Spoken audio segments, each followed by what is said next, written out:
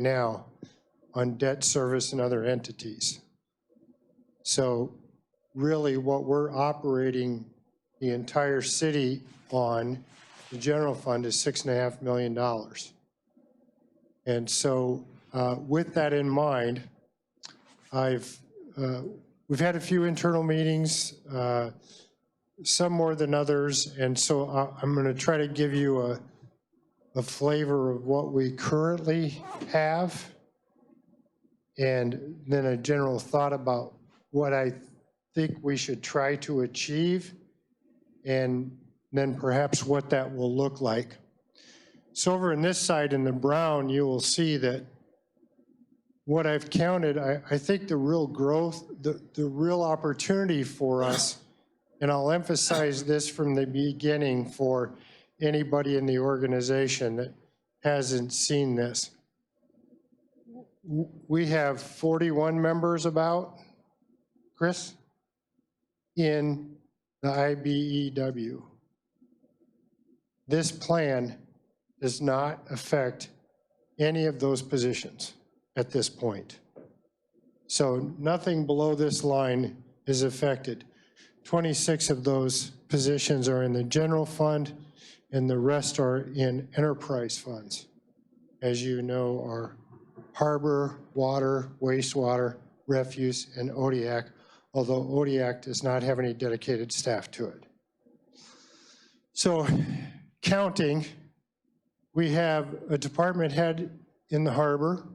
We have the clerk and one staff that are exempt. In Parks and Rec, we have one exempt person. In the PD, that's wrong. Well, I have the PD at one, fire marshal at one. In Public Works, I think my number may be wrong there. Let's see, I think we have 6 exempt in Public Works, 2 currently in finance, including one position that is interim. And in info services, we have 2, which includes our IT person. So 3, 4, 5, 6, 7, 13, 14, 15, 16, 17. We have 17 exempt, even though I have 15 written here, but some of those are in enterprise funds. So in the general fund, we have 15 exempt staff, 17 total. The salaries of those in very general are $1.387 million, calculating a 40% benefit mix for that makes an expenditure of about $1.9 million for exempt staff in a $6 million budget, in a very general sense. The reason I think about this is because we have a couple of things that are, I guess you'd call them outliers. The harbor's an outlier and the clerk's an outlier. The clerk is, is as it is because it's statutorily required, code required, and it's outside the supervisory authority of the organization as it exists.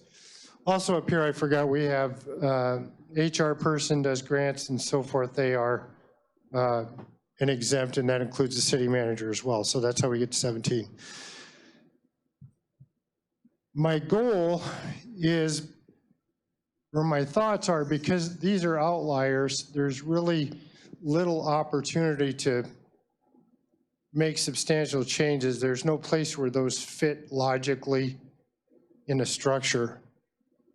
But overall, we have harbor, clerk, we would have 4 divisions: public safety, public services, administrative services, and operations.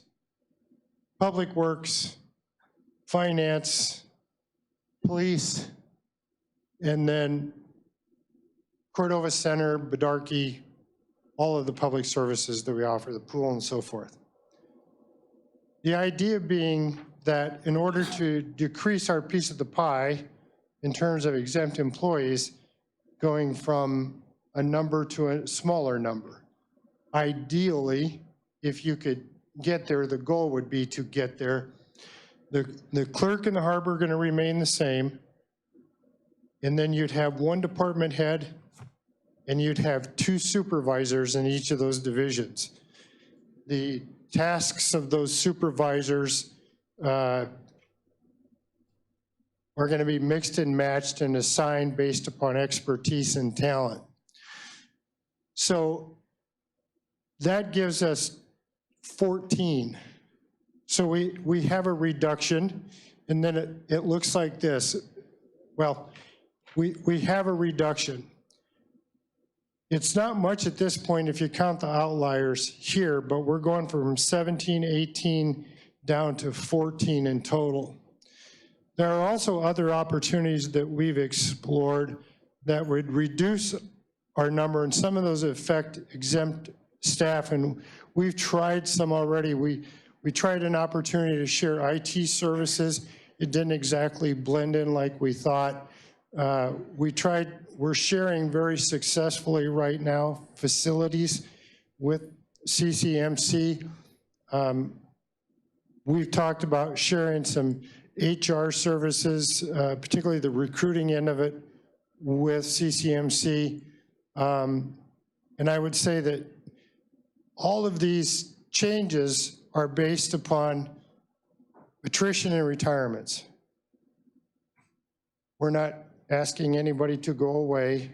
We're saying when you leave, our idea is to restructure. So that restructuring, in my mind, is really based upon our ability to recruit. And so I have a couple of scenarios that I would like to go through, but first, questions. Yes, ma'am. Under the new structure, would any current employees have to take a step down or anything from where they currently are? Potentially. At least in terms of a title, but I don't anticipate salary reductions. They're going to have, in any scenario, my view is they're going to have increased responsibility, but their title may change to fit into a structure.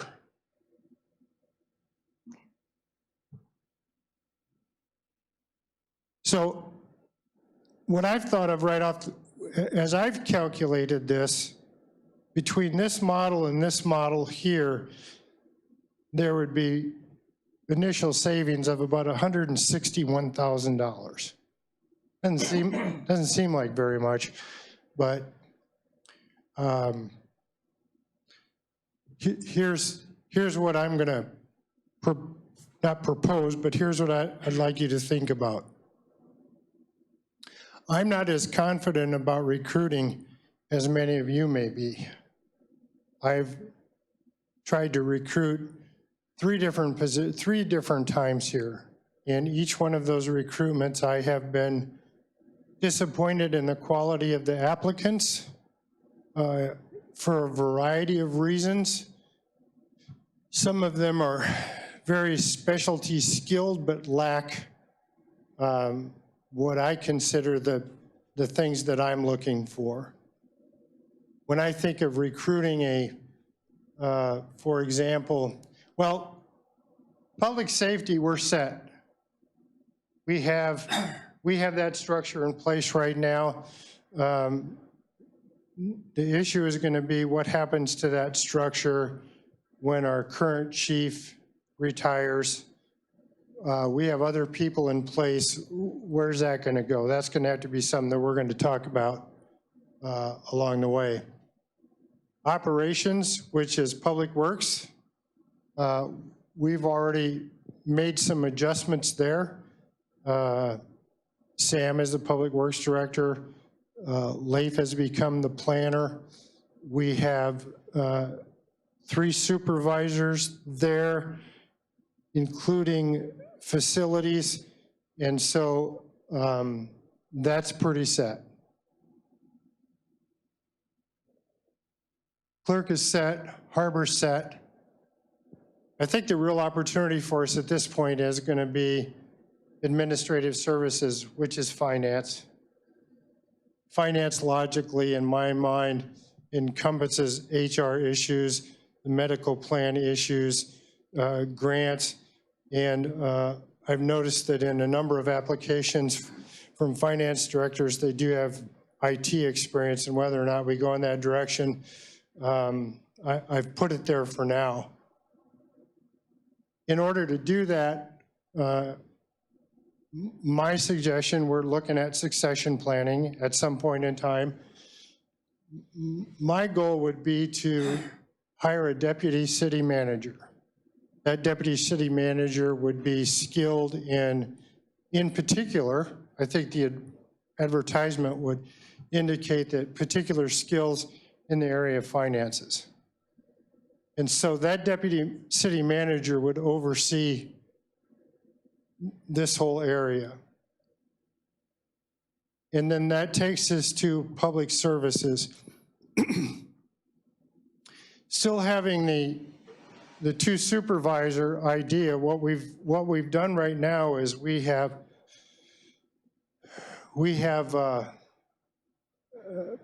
reclassified a couple of positions to be supervisors in the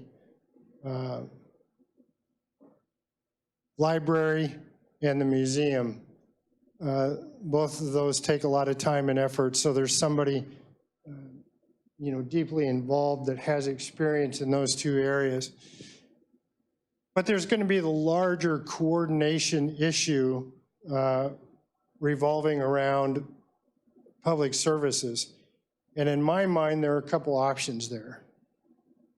One is the city manager becomes more involved in the day-to-day operations of that particular area, or try to recruit a department head that oversees the entirety of this,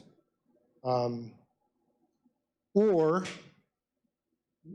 we hire another specialty person to train in all of those areas at a lower rate, someone who we feel is very capable of learning that. We also have part of that opportunity over here in administrative services as well, depending on what kind of position we could get here. My suggestion there would be to do a professional recruitment and move forward in that direction. I think the need for this is expressed in the fact that from a budgetary standpoint, we're not increasing our revenue. Our revenue is going to decrease and we have more demands. So our objective is to get smaller, try to gain additional expertise within the workings of retirements, and I think that's what I'd like to talk about. So, question on that. So on your supervisor exempt employees, what position are coming up that you're gonna, through attrition, are we losing, and that you're not gonna replace?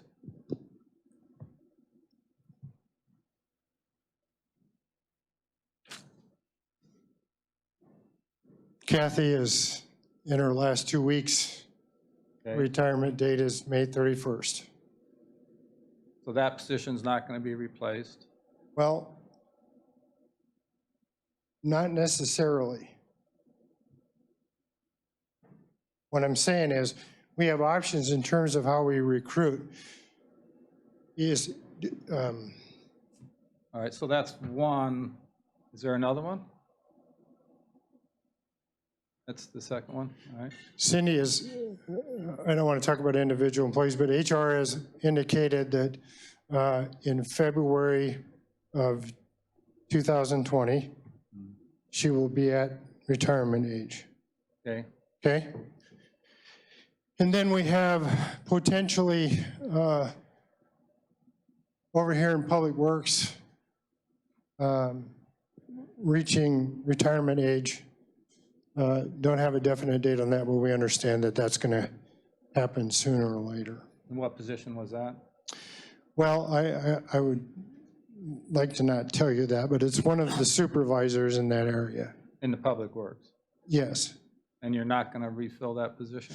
Well, again, what I'm saying is that what I'd like to do, instead of having 3 supervisors in this area, my goal would be to condense that to 2, covering those areas within Public Works. So where are the 3 now then that we have? You say we have 3 supervisors in Public Works? What are those positions? Streets, refuse, water and wastewater. So we have to have somebody in water and wastewater, right? Yes, we do. Okay. So then that leaves refuse and streets? Yes. Okay. So which one of those are you thinking? Refuse? We roll that in somewhere else? Well, Because I don't see how you could do streets. That's what I'm getting at is I my understand. question. I understand. And again, I think it's part of what we're trying to do is, we still have to go through some internal conversations about who and what, who we think has the expertise and the desire and what they would like to do, and then try to fill that, or to find somebody in the organization that can fill those needs is what we're trying to do. Look very closely internally at what we have and see if we can move around and mix and match. Right. So but you're still going to have that position that still be exempt, right? I mean, if you're just going to fill it from somebody within? Yeah, we're going to go from 3 to 2, though.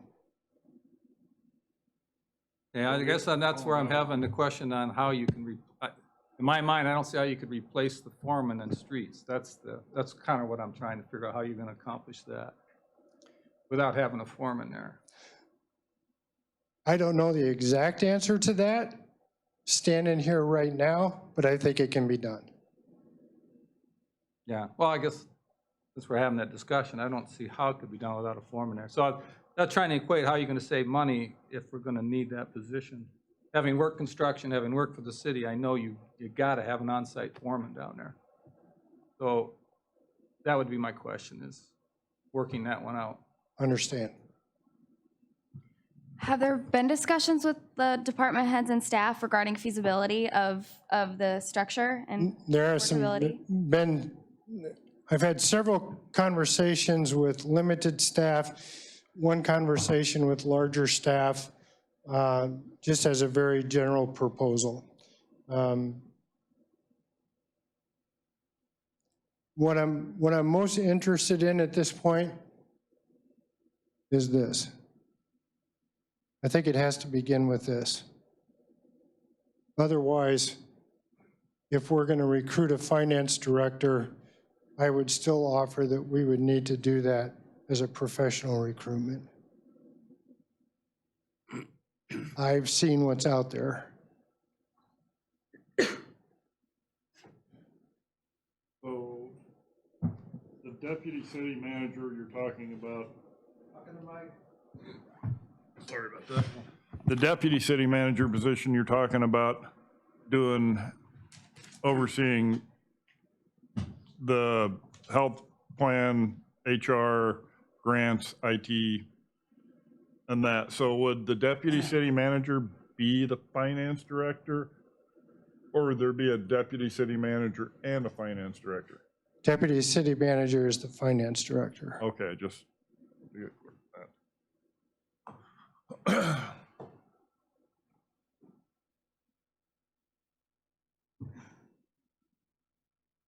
My goal is to persuade you that in either case, we need to do a recruitment here. I know there was some conversation in the minutes from the last meeting about the applicants that we had, and Dean's portrayal that I threw out all the candidates, and that is true. I had a minimum standard in my mind that I was looking at, and none of those candidates met the entirety of that standard. I've seen a resume that meets the entirety of that of those standards, and he just happens to be sitting there in a blue shirt. So I know what I'm looking for, but I haven't seen it yet. And just based on the quality that are coming in and the fact that they're drizzling in at such a slow pace, I think we need to try to create some additional excitement. And I have written an ad for this position that is, I think, creates some excitement for a person who has a finance background to have an opportunity in Cordova to move forward in their career. Yes, sir. We're looking initially at 161,000 in savings. Where do you see that going? Well, I think at the end of the day, again, I think there are some opportunities depending upon the kind of person you hire and the skills involved. For example,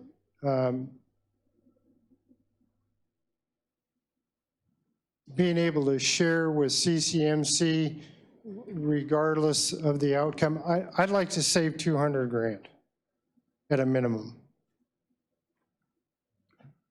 So if you're gonna, I'm sorry, we done, Jeff? I'm still confused. Yeah, I am But I too. got an official question. I'm just trying to suck it all in and have some of it spin around through the smoke yet. So go ahead. Okay, thanks. So that, I mean, if you're gonna move 4 people ahead of the class, I guess, I don't know, you got exempt employees, now you had 8, you're gonna run it into 4, do I have that right? This would be the ideal structure with the harbor and the clerk. So those folks, Well, and then of course above that, you're gonna have deputy and city manager, but one of these is gonna be the deputy, so there's one more above that. so are we scaling back from, trying to get in this chart, did we have, you went from 8 to 4, how did we get to Well, that's not exempt, those are just department head positions. department heads? But we had 8 department heads before? Do I have that right? Well, you have Went to 6. 1, 2, 3, 4, 5, 6, 7, 8. And now we're gonna have 4. Yes, Plus the harbor and the clerk. plus harbor and it's clerk, 6. Well, is HR is a department head too? It is at this point, yes. And that will, It's not really a department head, but it works that way. okay. So with added responsibility, are you looking at more pay for those positions? Be an appropriate pay scale, Okay, so is that figured into the savings, though? yes. Okay. But that's all that savings is, and my sticking point is without a foreman down at the shop. Okay.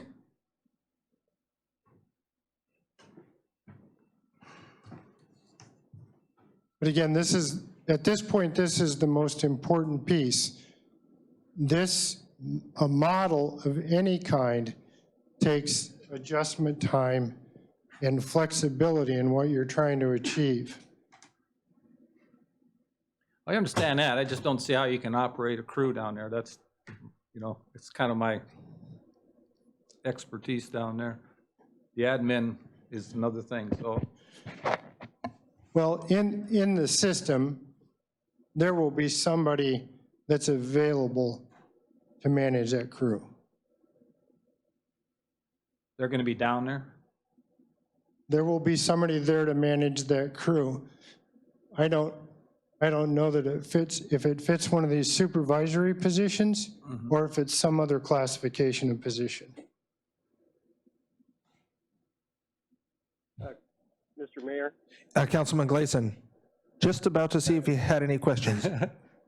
Okay, so I guess I'm with Tom on the street. You got to have a foreman there, and it can't be somebody that doesn't work for the streets department. It's got to be somebody that's got a working knowledge of the capabilities of that department. The other thing was, you were So if I understand it correctly, we're trimming back a few employees, but we're also going to increase, we're going to add a couple of employees, one of them being your alternate city manager. I don't have your pictures in front of me here, so. And then you said another specialist of some sort. And so are those added into your, I don't see how you can save when you're getting rid of a couple, but then adding a few more, and the ones you're adding seem to be high dollar. So I was just curious about that. Well, the deputy city manager is addition is a change out for a finance director. So there's no net increase in the staff number. Now that person will, in my mind, have a salary difference, but it's no net. In terms of info services, we can either recruit, actually public services, we can either recruit a department head at a certain wage. We already have 2 supervisors in place. So one supervisor at what I would consider probably a lower rate to coordinate all of the activities that are going on with the Cordova Center, the library, the museum, Bedarkie, plus we have a department head already at Bedarkie. And at some point, anticipate a change there. Okay, so I've got another question. So about Bedarkie, we're going to repair the roof on that building, and we're going to go ahead and just keep that going. And I don't know if this is the appropriate time to bring it up or not, but I thought when we built the grade school gym, we were gonna do away with that. Am I wrong there?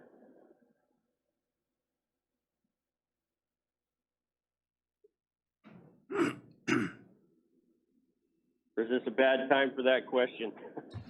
I think it's a little off topic from the organizational structure that we had on the agenda. There was some discussion of that for strategic. Yeah, no, that's okay. That'd be good to park that in kind of a strategic plan and budget discussions, because that has come up during the budget discussions in previous years.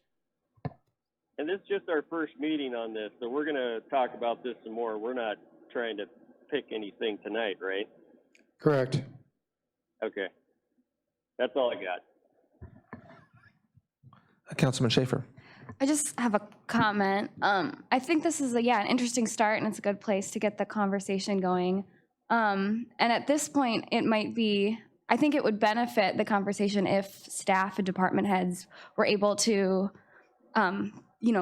provide comments on the structure, because they're the ones who know the positions, they know the workload, and they might have some really good ideas on how to make positions more efficient and streamline things. So I don't know, at some point, I think that would be really valuable to have.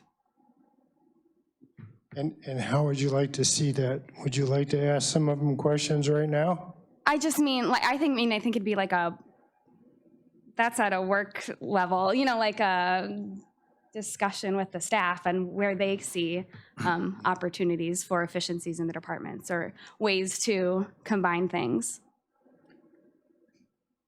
What I see is you have a current structure. You're used to that structure. You're used to the folks who are in that structure. And what I see going forward is you can't necessarily keep that structure or afford that structure. If we suffer this year, as an example, through the budgeting process at the state, What do we do with a $500,000 reduction? If we have a $500,000 reduction in our budget without any additional revenues, we are going to be back to 2017 levels where nobody had any, there were absolutely no travel money. There was absolutely no project money, no vehicles, nothing. It was just keep the lights on and put gas in the cars. And that's all there was. And we just put an audit on your table.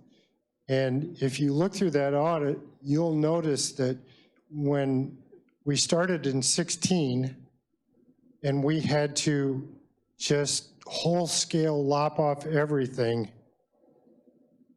we had an $83,000 surplus at the end of that year in cash. So you'd say, oh gosh, we can do that. It's pretty easy. We already did it. But you can't operate that way forever. We're not spending money on vehicles. We're not spending money adequately on maintenance, as evidenced by the fact that in refuse we had to, borrow $269,000 from the permanent fund to buy a truck. Now, regardless of how we got to that point, it demonstrates that we're not collecting enough money necessarily, or perhaps we're not lean enough, but I think it's because we're not collecting enough money. Now, we've set all those enterprise funds on the right course for the next 4 years. We've already implemented this year 4 more years of 5% raises to get those enterprise funds back to where they can realistically budget for and acquire equipment and capital that they need to operate efficiently. But the general fund is a whole different story. And that's where the glaring difference for us is really going to manifest itself is in the general fund. And I think I'm recommending as a goal for us is to engage in a powerful, concerted effort to try to attract a couple of people to help our organization as we have retirements and we lose all that historical knowledge. We're going to need some folks that really want to make that difference for us. And the risk is spending some money and not finding that person and having to make adjustments internally in how we handle those things. But I would offer that the reward, I'm going to point at Dean again. I think that everyone recognizes or believes that Dean has been tremendous in his position since he's been here. And so that person's out there just not going to Africa. And what happens if you don't take the chance? Councilman Baylor? And then Gard? Okay, well, I understand where you're going, and I applaud you for trying this, but I would make a quick comment that we have people here that are passionate about their jobs and ready to step up. They just need some training. I mean, every one of these people that come in this building has their heart and soul in Cordova. But I'm still, as I think this through on that, on the shop there, you can, if you remove that position, effectively you're going to be, I don't know if a full-time man down, one of the union employees is going to have to step up, which is going to take them out of a truck or out of a loader or something like that, because it is a full-time job to run that crew, do the paperwork. So that's where it brings into question the $161,000 in savings to me, is I'm not sure that would work for the rest of it. I don't know. Like I said, admin's not my thing. Councilman Gard? I'm not as stuck on the supervisory position for street stuff. I think there's some way we can deal with that, to have on-the-ground boots for supervision. my question is, when we talked about this to start, we talked about we're doing this from attrition and we're not going to dock anybody's pay when we change their title. We're not taking salary from it.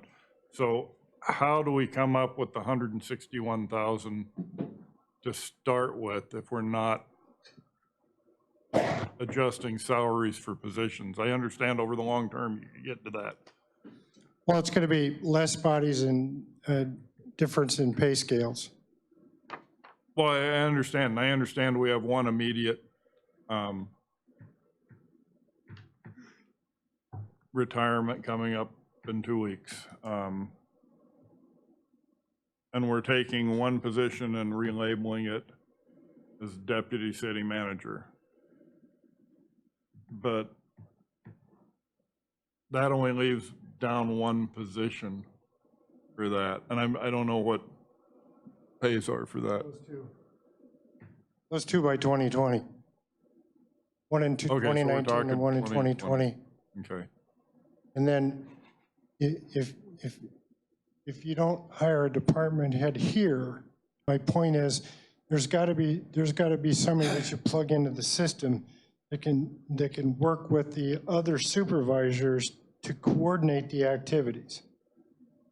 Okay. Now, the choice is, do you believe you need a true super department head, and can you recruit one person for that? I don't know. I was just trying to count this is a lot to absorb at once. No, I understand. Doing that, but I'm just trying to get my head straight on where the savings would be.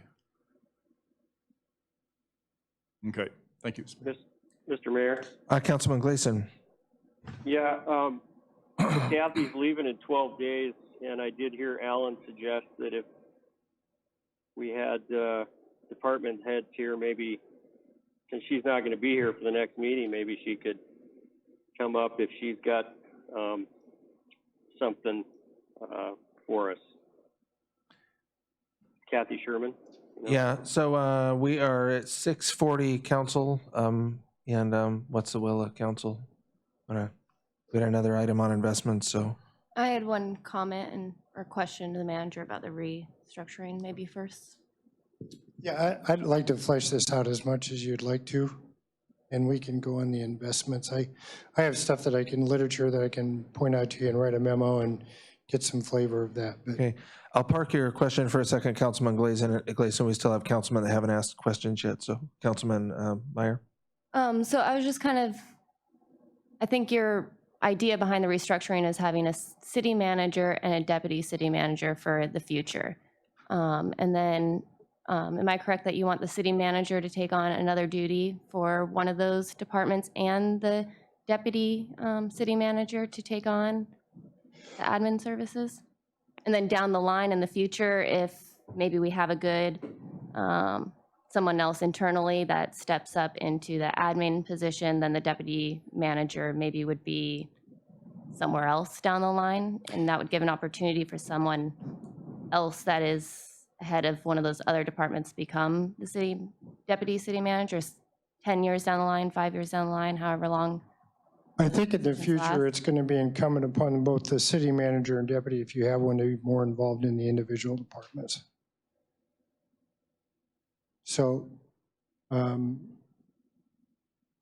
that really eliminates the need for another one.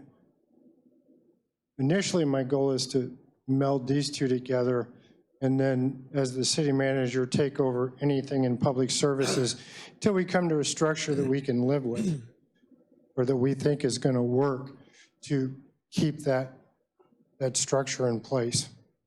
Because that's going to be a tough one to begin with, because there's a lot of moving parts to that. Right now, that at Kathy's suggestion, we reclassified 2 people to be supervisors, and so we think, at least on a very temporary basis, that those activities will be covered. And we have Susie covering the other things, so we don't really have a gap here other than who they're going to report to. Councilman Guard? I don't know this is a comment up, down, or sideways on it, but one thing that comes to mind to think about is we talk about the city manager and the deputy city manager needing to be workload-wise much more hands-on with a department or departments. And with historic turnovers of city managers in Alaska, I wonder if that's going to lead to some types of confusion or dysfunctionality further down the road. I mean, I understand when somebody's got a vision and they get it going and stuff, it's easier to do that. But if there's turnover and change, when that position's much more integrated throughout the system, if we're engineering breakdowns into it in the future by doing that. I understand that. Well, let's just say you don't move in any direction, that you stay where you are. We're going to need to recruit a finance director and an information services director to start with. I know, I'm not dissing this, I'm just. No, I'm just saying, particularly in the finance director position, and then let's just spread that out a little bit further, take it to the end. This person retires next February, we're gonna have to recruit that position if we're gonna keep the organization the same. And we're gonna have to wait a little bit on one. One we haven't started, the other one we've started, but we haven't had much luck. And so at some point, we either have to, I think you have to decide, do you want to take a bold step here in terms of recruitment or not? Because I would suggest that no one sitting in this table would have imagined how we acquired an interim finance director.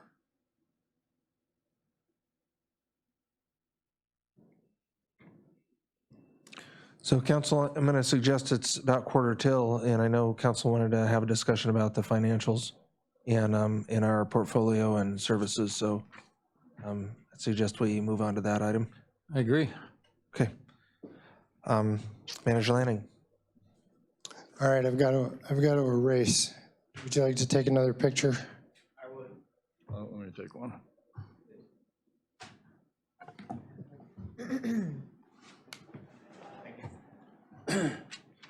I'll just take this opportunity. I emailed one to Councilman Gleason, but another one might help. And also, I've kept my cell phone here because lobbyist Bitney has been keeping me posted, and he's going to call in at 7 o'clock and kind of give us a legislative update. And I just asked him to cover marine highway system funding, the school bond debt reimbursement, the Tier 1 harbor grant status, and then anything he thinks that we should share, and then, of course, anything council would like an update on. So just mention that.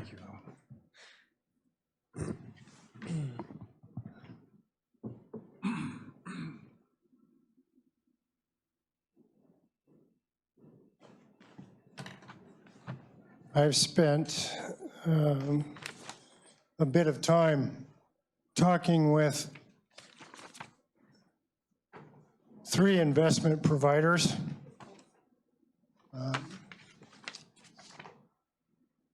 And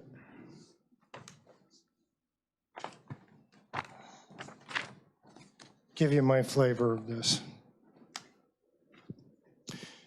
First of all, is there something we're unhappy with? You can define that for me. Yeah, we're unhappy with 3.2% return. At least I am. And that was about the 10-year average. It might have been a little bit less or more. I think it's right around 3.2 in 10 years. What would you like to get? Well, you should be up around 5 to 7, depending on your mix.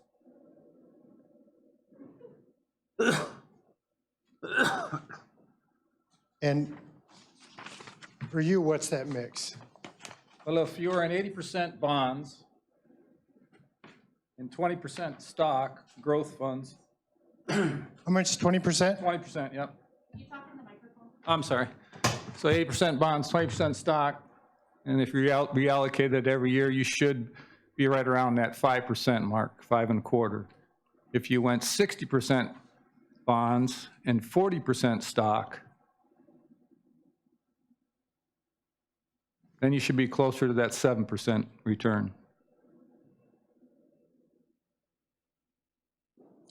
And what kind of bonds are you talking about? Well, that's up to the advisor. I mean, this is what I got from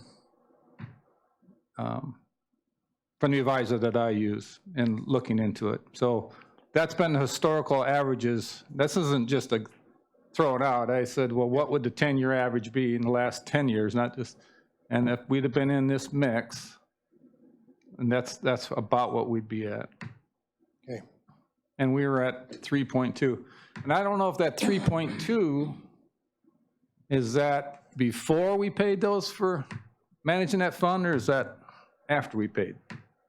So that's Remember if that was our net return? I don't remember right off. yeah, that makes a big difference. If we're paying them $75,000 a year, 10 years, you know, that's $750,000. That's a lot of money. Well, I did some calling around, and the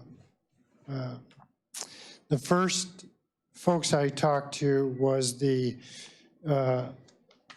Alaska Municipal Investment Pool, which is the Alaska Permanent Capital Management Group does that now. And they have, everybody has a philosophy about how they invest, and they always talk about the mixes as well. No one can be certain and give you a number and say this works, but what they could do is they can take an investment strategy and they can backtrack that investment strategy through the system to see how their strategy would have performed. And let's see.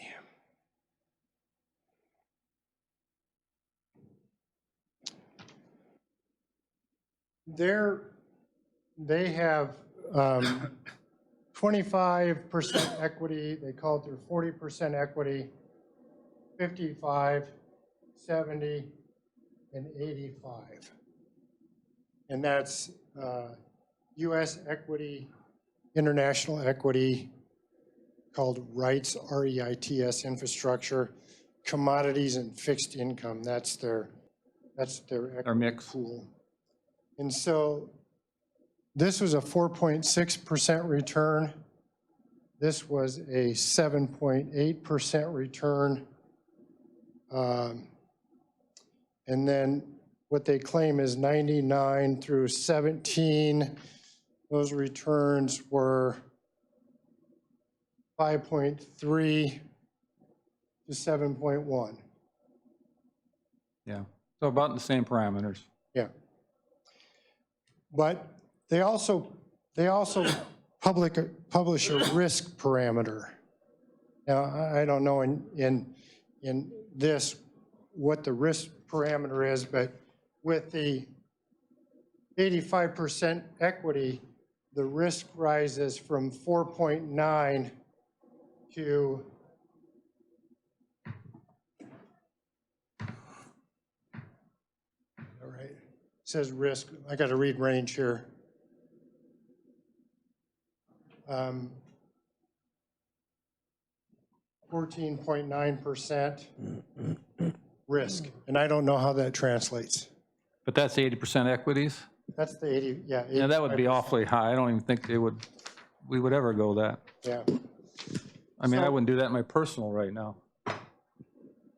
So it looks to me like, you know, obviously the risk return, and I'll send some stuff out to you and get some stuff written up, but exactly what I have here. And at some point we could have everybody come in and talk to us. They all said they're willing to do this. But there's another group that primarily deals in bonds. and those are muni bonds and private bonds. There is absolutely zero risk involved. What happens is the bonds mature, and you can buy those bonds for as little as a month, 3 months. But typically, let's say you have $9 million.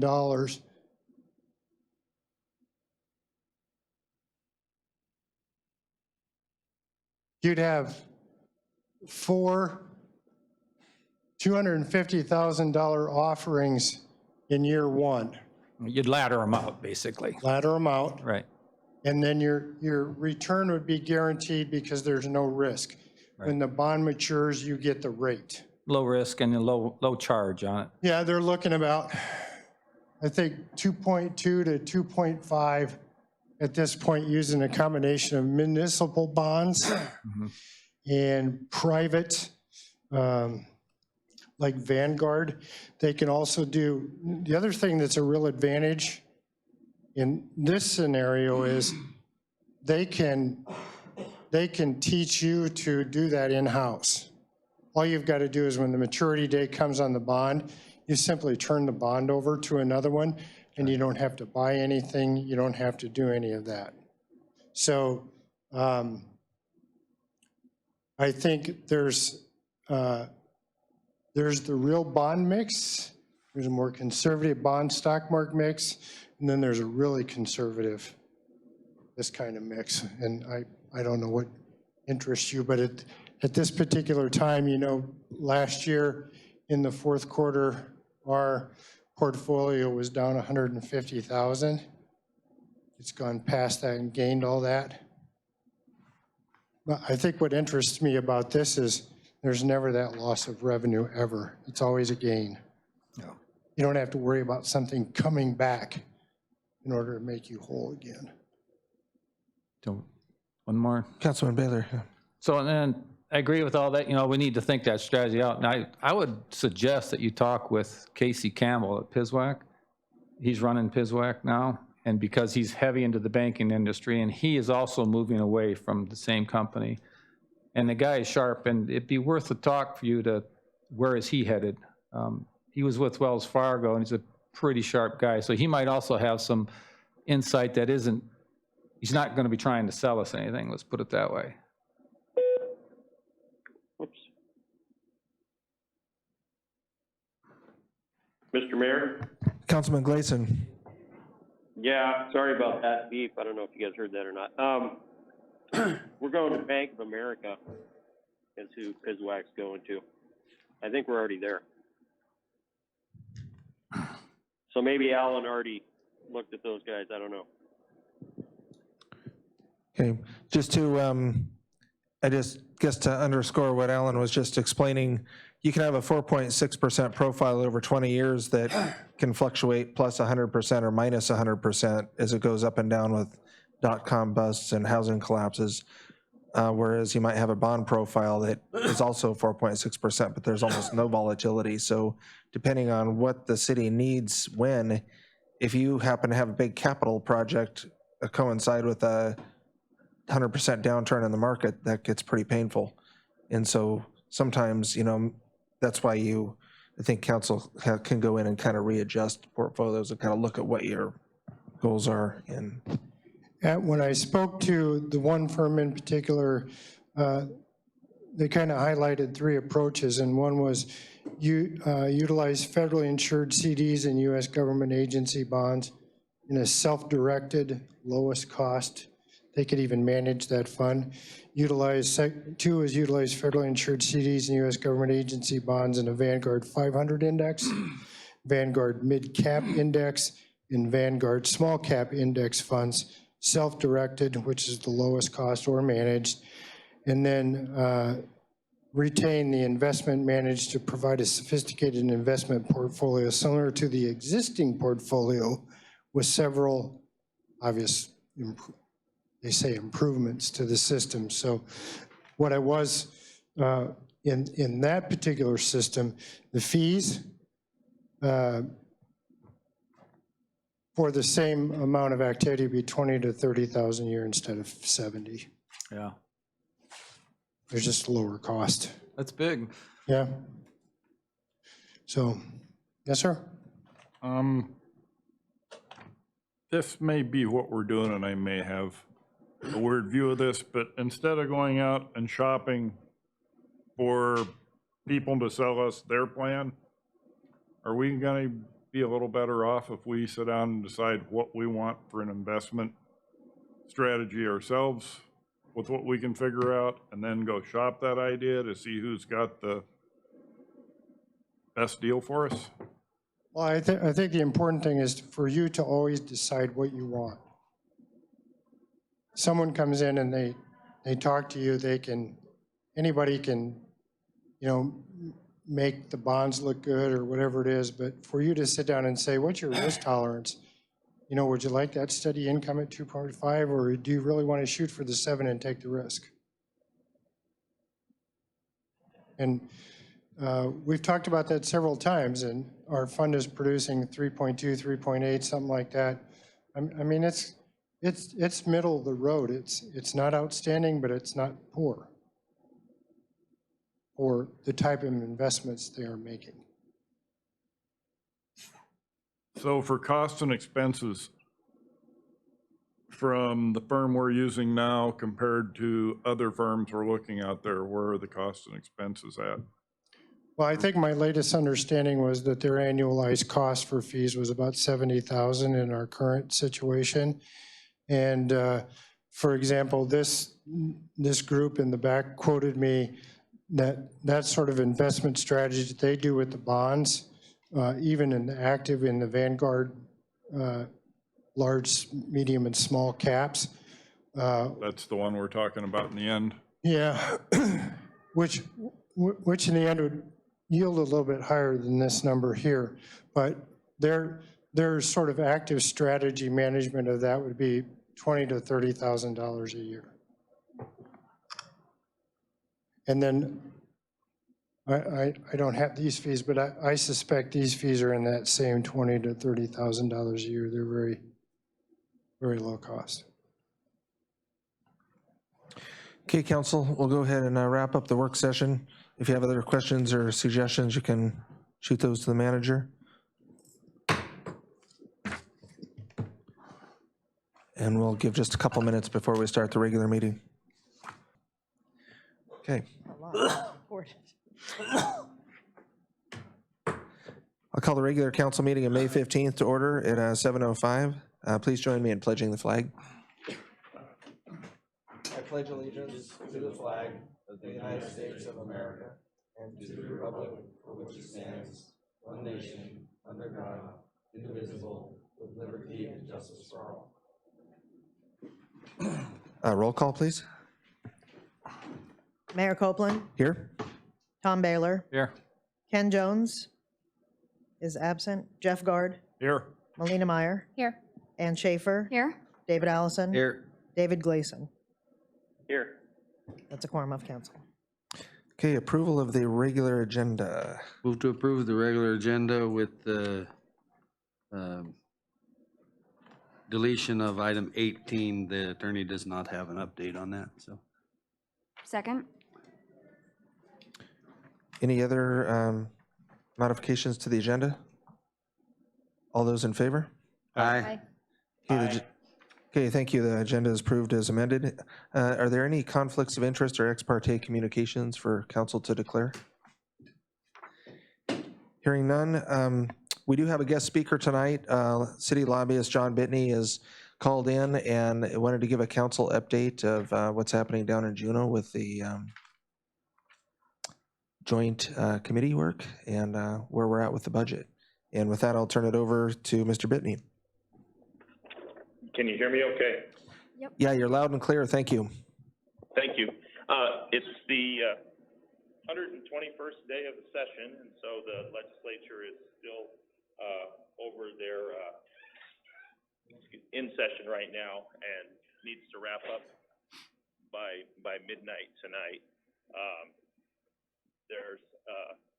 It's pretty apparent that we're not going to finish with everything that's on the table and we're just kind of now, waiting for some decisions here in the next couple hours between now and midnight as to what's going to get left undone, and then to wait for some kind of a proclamation from the governor on special session and when and where that will start. The indications are that it'll start fairly soon, for example, probably next week, and the negotiations are ongoing while we speak here as to whether it'll be in Juneau or perhaps Anchorage or even possibly Wasilla. Some of the things that are sort of decided at this point in the budget, the conference committee on the operating budget last night did make a decision on the Marine Highway. They accepted the Senate numbers, which amounts to a $40 million reduction. And so I'm sort of getting the bad news off the table here first. We don't really know at this point what that's going to mean as far as, from what we've heard so far, the summer schedule for the ferry system is pretty well set and is going to continue as we kind of know it to be now. But with the cut that's been made, what's up in the air is what the schedule and service will be after September. I met as recently as today with the governor's office because at this point, with the numbers sort of in hand, it's going to be their decision as far as how they're going to manage this and what it's going to look like. What we were told is with this $40 million reduction, they were looking at basically 2 trips a month out of Cordova. They were talking about going to Valdez, and what we were trying to do is sort of open a dialogue about if you're going to go to Valdez, it's not that much more cost-wise to just go to Whittier, which I think is probably more in line with what the community would like to see. But the focus at this point, and this is kind of what the communication has been, almost on a daily basis here over the last few weeks with the mayor, is trying to sort of get the door opened into the governor's office to have that dialogue with the governor, explain the situation and the need, and try to figure out a way to communicate to him the importance of that. So I think we've kind of set the stage for that. We've established some contacts, and Clay, I'll let you kind of go into some of those details if you want to in terms of kind of where we're at, but we haven't got any sort of firm date set yet on some communications, but we have a commitment at this point to at least meet with them to try to talk this through a little bit. So that's kind of the best I have on that at the moment. The good news is that the legislature did fully fund the school bond debt reimbursement program, and at this point has fully funded the K through 12 education component. Those are some of the big operating budget items. On the capital budget side, there's 2 things that are relevant for Cordova, and I'll start by saying that the capital budget will not get done tonight. It will be pushed into the special session. Like I say, that we're just still waiting for some point this evening to find out when and where that'll occur. But the 2 items are one is the Science Center, has been advocating in the capital budget for some funding for their new facility. They have $17 million from the EVOS Council, as well as a $200,000 request from some funds that are left over from the criminal fine that Exxon paid to the state. And then the second item is the Harbor Grant Program. And while your local bond issue just passed here just a couple months ago, the intent, I believe, is to apply those funds for when the application cycle comes open in August, to then have the state funds be available for our match in next year's budget cycle. And so it will be a tier 1 project that Cordova will be submitting, which makes it an automatic top priority in the grant program. And so The effort this year has been to get enough funding into, if you will, this year's grant cycle to fund all the tier ones that are in the program this year. At this point, as the capital budget, when it came over from the Senate to the House, and it's now sitting in the House, it has $1.6 million in it, which does take care of the first two. Not fully both of them, but I think they're about a little less than $1 million short to take both of them off. But that's been the effort, is to at least get the House to add the funding necessary into the grant program, so that we at least get all the tier ones that are in there off the table, so that we're not competing with those when we come in with an application, hopefully next year, as I understand it. So that's kind of the short list I had, Mr. Mayor, and if please help me out if there's any questions or if there's anything I've missed. I just wanted to add and emphasize that over the last 2 or 3 weeks, it's been really, I think, really productive with John calling me when there's key hearings that I can run over to LIO to make some of these connections with the special assistants to the governor, John Mueller and Ben Stevens, to reach out to the AMHS, and even keeping in touch with Representative Stutes and Senator Stevens at key points. And it's amazing how effective those texts and testimonies and things are to weigh in during the process. And also the very active Cordova community going to the Legislative Information Office and testifying on a number of issues. I think Cordova is very solidly, even though the Marine Highway System budget didn't get funded, it was Prince William Sound that was discussed a lot during those discussions, in the winter schedule in particular. So we're getting a lot of recognition from Anchorage and Railbelt legislators for how important that link is. So that's a good sign in an otherwise kind of dark outlook. So is there any questions, Council, for Mr. Bitney? Just one comment about the ferry schedule.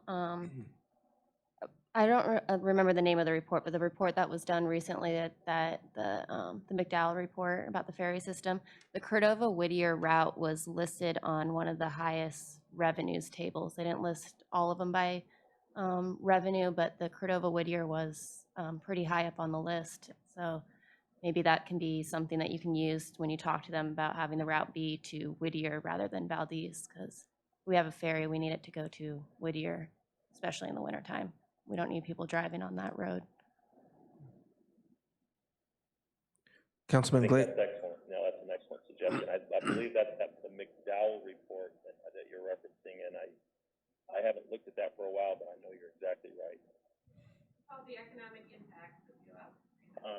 And while I think of it real quickly here too, Clay, I want to commend you for what you said about and kind of echo on the community involvement. I really credit the community of Cordova for its efforts in stopping the bill and the effort to take away the shared fisheries taxes. Those bills are dead in committee, and I credit the community and its involvement in that far more than anything that I did down here. I was certainly watching them very closely, but I just really commend again the public turning out to let it be known the importance of that.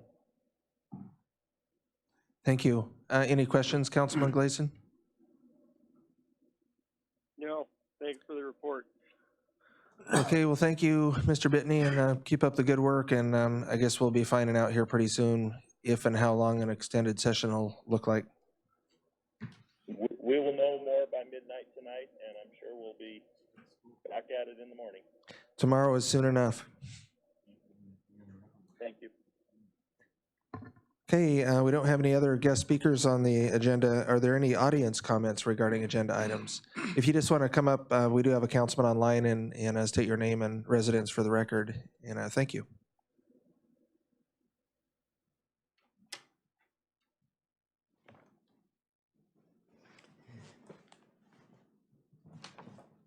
Yes, Mary Ann Bishop, 704th Street, and I'm president of the City of Cordova Library Board.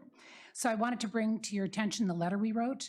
In particular, 2 points I wanted to bring up, that Title IV of the city charter has not been reviewed for over 7 years, and this impacts many of the employees at the library who've been there for many years. A lot of them have reached the top of their salary ladder, and so there's no room for them to grow. And we would like to see those employees stay, and so we would like to see that Chapter 4.4 updated, as well as the employee development program. The other thing that the board talked about and was very concerned about was the reorganization plan. And the Cordova City Charter states that the library is under the administrative supervision and control of the library board. So as you move forward with talking about reorganization of the city, we would like to be part of those discussions, especially as they concern the library. So that was all, and I urge you all to read our letter. Thank you, Marianne. And you've just reminded me, I've been a little remiss, so it's been 3 or 4 months, I think, since I had a meetings of boards and commissions. So I do want to try to get that on the May agenda so we can have those boards and commissions discussions and recognize the good work they're doing. So thank you.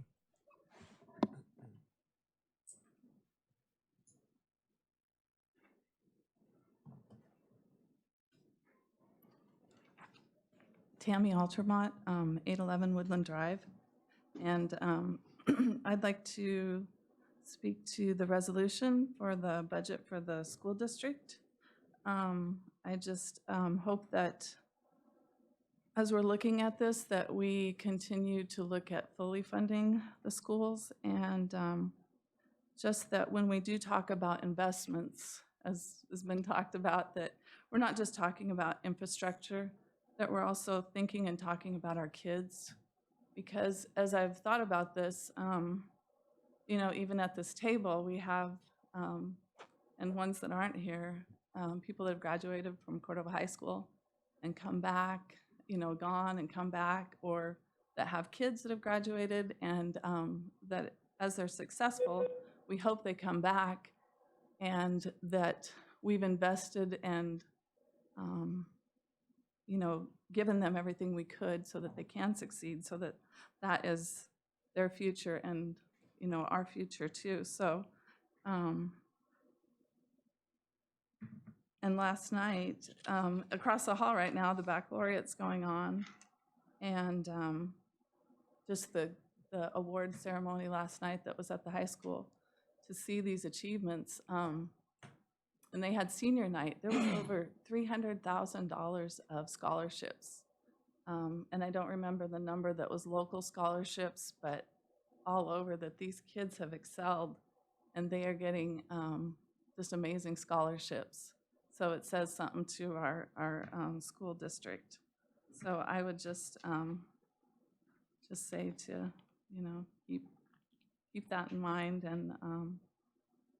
and also thank you, the letter that the mayors all did for the school bond debt, and that that was amazing. And then to hear a couple days ago that you know, had been passed, and then that they are forward funding for FY21. So it's a relief, and it's hard that politics get in the way of the education of the kids, and people get skittish, and teachers leave and go, oh, I'm probably not coming back, or families leave because they think there's going to be cuts. So it's just hard that happens every year. So that's it. Thanks for your feedback, Tammy. And you just reminded me of something. I'm glad you just walked in, Barb. One of the frustrations we've had, and I need to try to help us all remember, to circle back and talk to the Department of Revenue, and maybe as you're down in Juneau as well, because one of the frustrations council and the manager has is not having any visibility into what the raw fish taxes are going to be months and months and months after they come due. Makes it really hard, and it's pretty frustrating to find out that we have $1.5 million instead of $500,000, or $500,000 instead of $1.5 million. And so that's something that I think could help us all out, is get a little earlier read on how much funding is going to be available there. So Even when we do our budget, we're crossing our fingers and hoping, and at the time we don't know what the state's going to do to start with, and so yeah, it's it's not easy. thank you. Other audience comments on agenda items?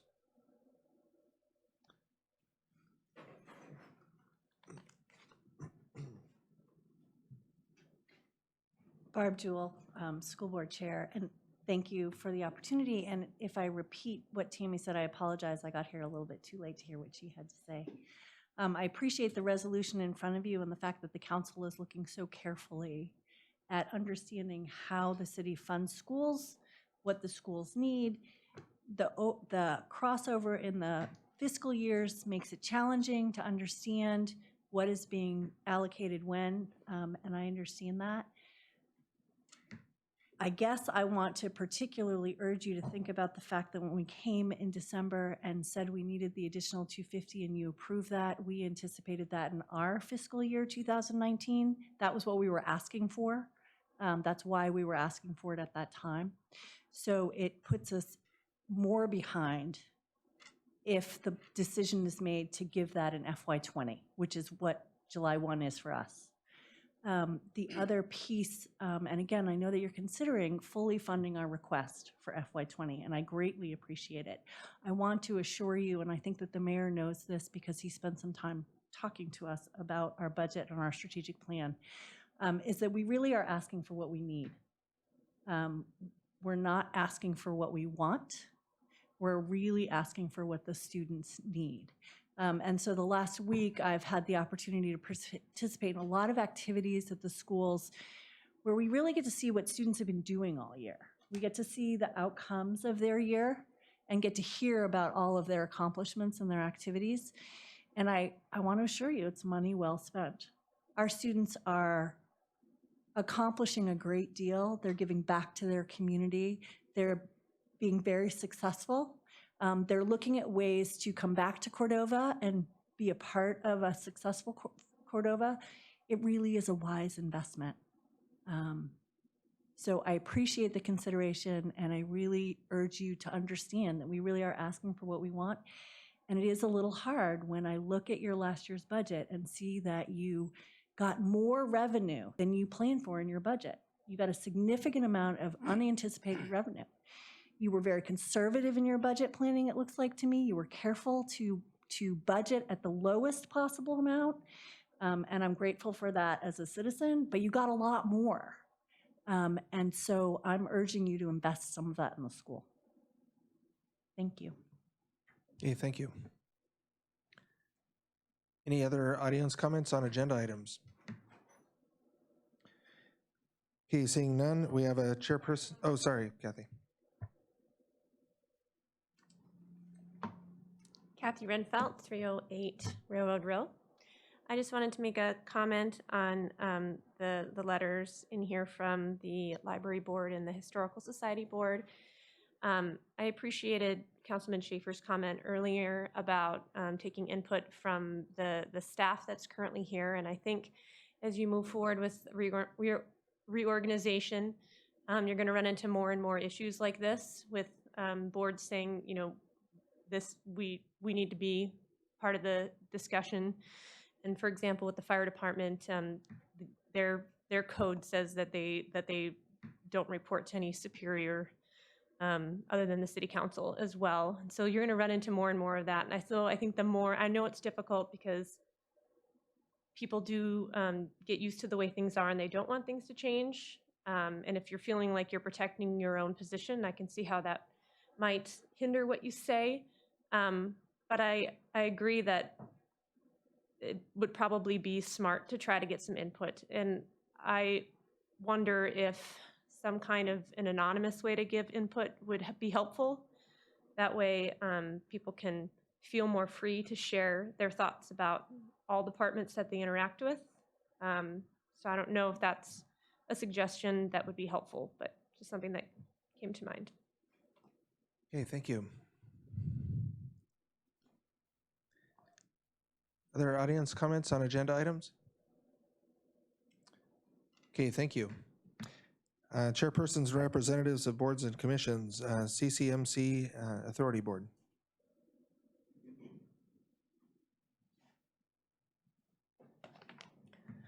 Hi, folks.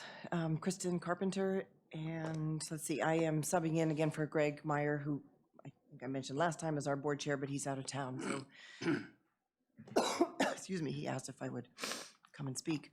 One thing I can let you folks know is that Scott Mitchell, and I think Alan was part of it, were finally able to talk to the folks at PERS on the 7th of May, and we're told that the liability the CCMC has with PERS is actually more like 1.1 million. I think last time we spoke, I told you it was 1.4.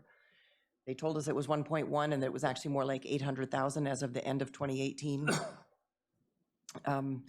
It's been pretty tough to communicate with those folks because there's been a lot of staff turnover, I think, because of the new administration transition. And so, I mean, there's a couple months where they didn't return phone calls. Finally, Scott and Alan were able to talk to them and get some information. So it is frustrating to keep being told different things, but that's the most recent thing we've been told. And I'm actually not sure if we've been able to make payments. Is that we're still locked out? That's right. They want, because I think they're saying that we need to pay the entire amount all at once. They say that the regs prohibit entering into a payment plan. Makes it kind of hard to make payments. So, but again, this is something that the staff people keep having to go back and check with their bosses about because they're all new and they're not familiar with the system. So we're trying. And I think I mentioned before, we are going through we're planning for the transition for when Scott Mitchell leaves. So we're going to be contracting with Randall Draney, our CFO, as a CEO for a transition period. And we're looking forward to that because he's pretty familiar with the operation and what we have going. And he's been working a lot on updating our financial system. So it's good to have somebody really knowledgeable at the helm, stepping in. And we're going to have Katie Goss, who is our long-term care nursing director, take the nursing home license or apply for the nursing home license so that we would have Katie and Randall both having nursing home licenses just as backups for the backup. Make sure we have coverage for our long-term care facility. And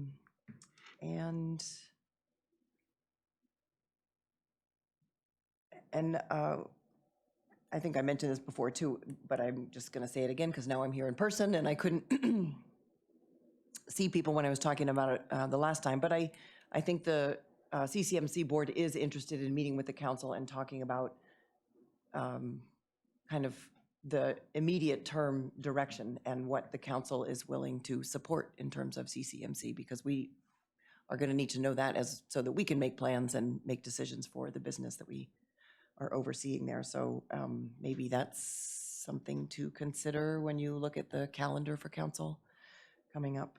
And we have a meetings, I think some of you know that, a meeting scheduled for June 4th with the Native Village of Eyak folks and the facilitator for the next small group meeting to talk about I think the way their grant is phrased is integrating hospital and clinic operations between the city and Ilonka. So that's where that stands. It's still several weeks away. Yeah. Yes. This is a dumb question, but during the time that you're... Mike, please, Mike. Oh, during the time that your interim, or that your finance director will be the interim CEO, will he also still be wearing the finance director's hat? Mm-hmm. Okay. Yeah. Thank you. Yep. And we have a new business office staff person who's helping him, so it's not like, I mean, that's capacity that we haven't had in 5 or 6 years. So, and I think Randall's pretty close to getting all of the accounts tied in and ready for the audit so that they will be caught up. So the workload should be a little bit less in that regard. Can you remind me when the audit is scheduled? I think they're coming in early June. Yeah. Mm-hmm. So a few more weeks. Other questions, council? Yeah, do you know what date you guys started being locked out of making? My understanding is that the arrears go back to July of 2018. But you guys haven't always been locked out even though you owed money, right? Yeah, I guess not. I guess I don't know when they started.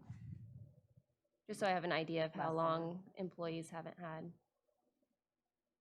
PERS, it'd be nice to get that information at some point. Mm-hmm. Yeah, I mean, it's not for lack of trying, but it's, yeah. But I think, anyway, yeah, we would like to know too, so. Councilman Allison? Yeah, staying on the PERS Mm-hmm. thing, I guess. So you haven't been able to make those payments, but have you been stashing that money somewhere? Or We have sent them checks that they have cashed. And they haven't. And they haven't deposited credited or- our account. They haven't put it towards our account. Okay, well, along those same lines, we should know exactly what we owe them. They shouldn't be telling us what we owe them. We should Right. have in our accounting system exactly, because it's not like the Medicaid where you get a check for Mhm. what they want to send you. It's, Right, we send them what we owe them, and we know what the amount is, so. right, um, yeah. I don't think we I should be agree. relying on them to tell us how much we owe. We should. Yeah, I mean, we had calculated it and we thought the number was different and that was the number I gave you last time and then they said it was lower, so we weren't gonna challenge them and say, no, no, no, we, we want you to take more, but who knows, we might hear otherwise. And I guess I just wanted to point out, I know there's frustration at the council level about what the hospital is costing, and I think, I could be wrong, but there was a time, and I'm guessing it was close to 20 years ago, when the medical center was closer to being self-sufficient. But I think the healthcare regs have changed, and the PERS liability is something that we have now that we didn't have 20 years ago. And so that's an expense that, is out of our control, is levied on us by the state, and so we are trying to make it sustainable and do what we can to diversify revenue sources. But for the folks who are frustrated and maybe think that the medical center is not being managed well and therefore we're losing, and that's why we're losing money, I think I would say the landscape has changed quite a bit. There's an expense that wasn't there 20 years ago, and so it's really not accurate, I don't think, to compare how the hospital operates now with how it operated 2 decades ago before that liability was being assessed on us. So that's just another part of the cost of doing business that we face at this point that we didn't have back then. So, Okay, thank you. thanks. Greg owes you twice now. What's that? Greg owes you twice. School board.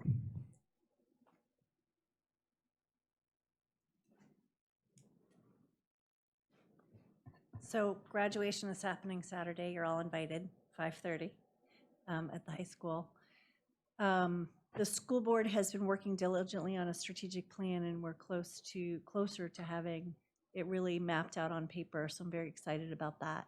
And in the last month, that's been a primary focus. And again, it's what's driven our budget proposal, is we're basing it on those strategic goals. And the strategic goals really came from a year of talking to the community about what they want from education in Cordova. So I'm happy and relieved to be looking at coming to the end of that project, because it's been a big one. I want to give a shout out to the music students. 21 of them went to state. 21 students qualified for state. They had to compete for those positions. And 2 of our students came back with state level recognition. So we're very excited about that. And neither one of them are seniors, so they haven't even hit their peak yet. Proud of them. Cross country has started. And we're looking forward to wrapping up a very successful year. Okay, thank you. Questions, council? Okay, thanks, Barb. Thank you, and I apologize, I would stay longer, but I have 12 people at my house. They arrived today for graduation, and I need to go back there, so I apologize that I can't stay the rest of the time. But again, I appreciate the thoughtfulness that you're putting into how the city funds the schools, so thank you. Okay, council, we have a library report and a Cordova Historical Society report in the packets, and you heard some public comments on those. We don't have a student council rep with us tonight. So approval of the consent calendar, we have no items there, so approval of the minutes of the May 1st regular meeting. I move to approve the minutes of the 5/1/19 regular council meeting. Are there any additions, deletions, or corrections? Hearing none, all those in favor? Aye. Opposed? Okay, the minutes are approved as submitted. There's no bids to consider, so reports to officers. And I'm going to give my report verbally. I've been pretty busy at my day job the last couple of weeks. So the Cordova Fisheries Development Committee just submitted several commissioners' permit applications, and we requested a meeting with the Director of Fish and Game and the Deputy Director, Sam Raybung and Forrest Bowers. And they wanted to meet with me, so we teleconferenced for an hour and talked about our Copper River fishery and the relatively good forecast, and just kind of reminded ourselves that the 3 inside closures is kind of the target there, giving any unless there's any biological reasons to change that. So hopefully we have a good opener this season for our fleet. Talked about several commissioners' permit applications and the likelihood of getting those in place to help with some smaller, maybe shoulder system season fisheries. And then also talked about trying to move management maybe closer to the resources. We do have a new shellfish biologist in Cordova, so that could maybe have a little more say in our Tanner crab commissioner's permit and the shrimp that are starting to come to town. So then on the external side, Admiral Gray from the Pacific Fleet Navy is going to be in Cordova. Gets in Sunday evening and will be here Monday and Tuesday.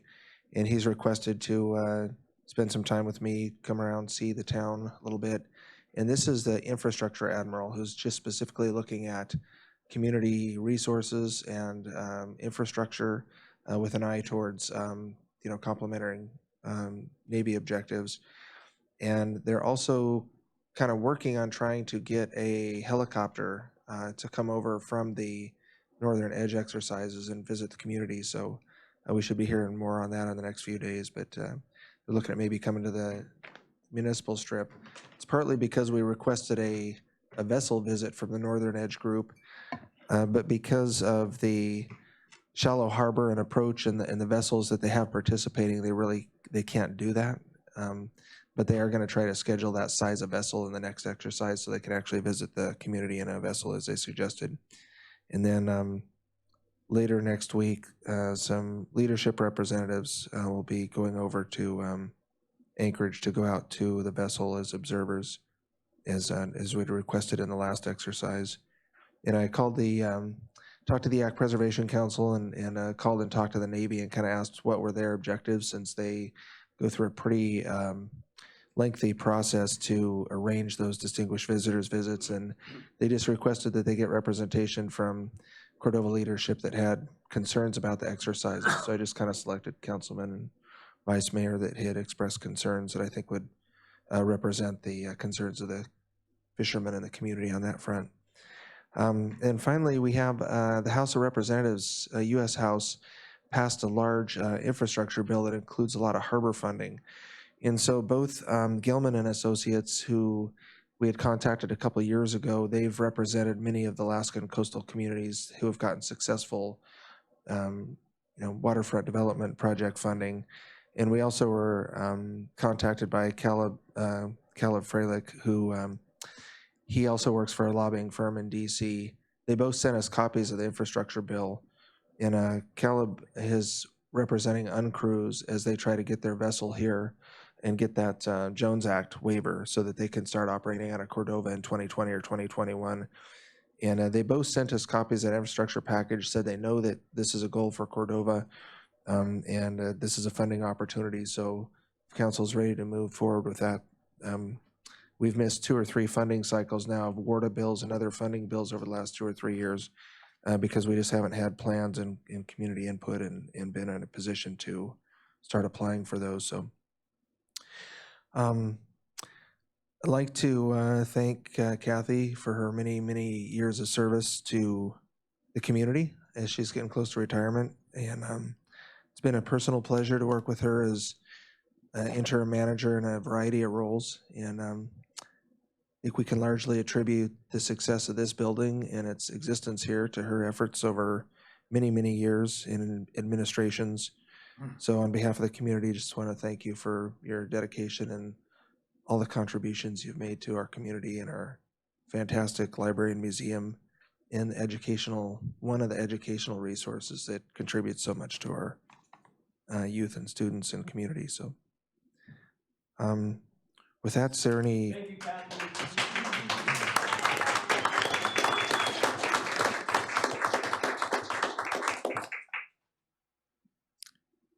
Questions, council, or Councilman Baylor?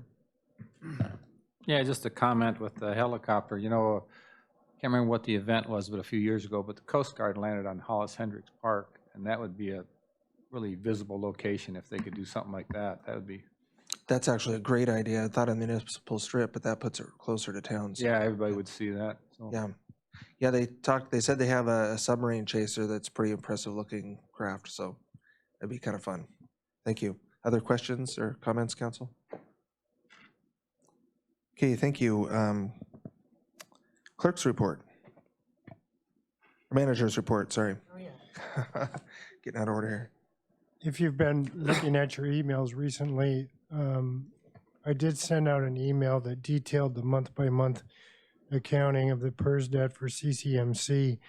We did have a conversation with them, and I think our overriding question to them was, what's our get out of jail number?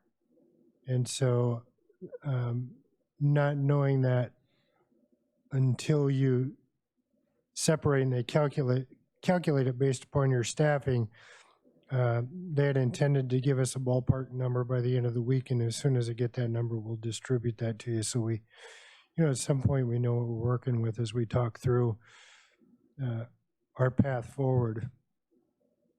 The other thing you saw that we did get a grant for the stairs for the Cordova Center.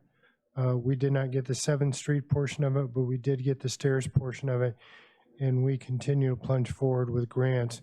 That was part of the reason why, or it's exactly the reason why we came to you and said, you have to sort of give us a head nod on this as we're going forward. And I'll have specific comments later, but you have a copy of the 2017 audit. As you recall, that audit, 17 was the slash and burn year. Arrived in 16, we lopped off everything we could to get to our revenue number, and without a lot of thought about which line items we were going to fund. 18 was a little better, but not much better.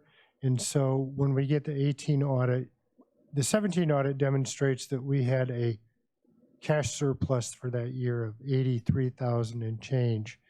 So we actually did pretty good staying with a very minimal budget and just not doing anything. I think 18, you'll see something different. And I think you'll see there'll be many individual line items that exceed what was budgeted. But just to give you a flavor on the budget, earlier comments that we received a lot more money than we budgeted. I just wanted to give you a flavor because we have a resolution coming up in that respect. I wanted to give you a flavor of what that lot more money looks like. One thing that Dean has done as an interim finance director, he has reconciled and closed out a number of accounts. Those are accounts that there was money appropriated that was still sitting there that had to be gotten off the books and vice versa. In that exercise, the number of reconciliations was 1.816 million. And so from our revenue, with the money needed to support those expenditures that hadn't been completed off the books, we ended up with a net of about 523,000. Adding in the fish tax and the forest receipts, 1.2 million, but we also had 400,000 less in income. And then you take the reconciliation of all that cash, and at the end of that, our cash flow actually reduces. We have less cash now than when we started with. So I think early on I warned about the dollar in, dollar out calculation because it's not that clear in the budget because there are many accounts that depend on other accounts and things that have to be reconciled that you've got to maintain cash flow. We are seriously, seriously low on cash flow right now. It's concerning all across the board. So I just want to give you that perspective when you look at the resolution later. The other thing is, did any of the staff arrive that's on the list here? We were going to introduce 3 staff to you, but they're not here, so we'll do it another time. We're going to make that a quarterly thing for you. So with that, I'll respond to any questions. Mr. Mayor? Councilman Gleason, then Baylor. So Alan, Mr. City Manager, what were some of those outstanding debts? Because I guess if we're, doing our books correctly, those kind of things don't fall on us like that, where you get that extra money and end up having to spend it.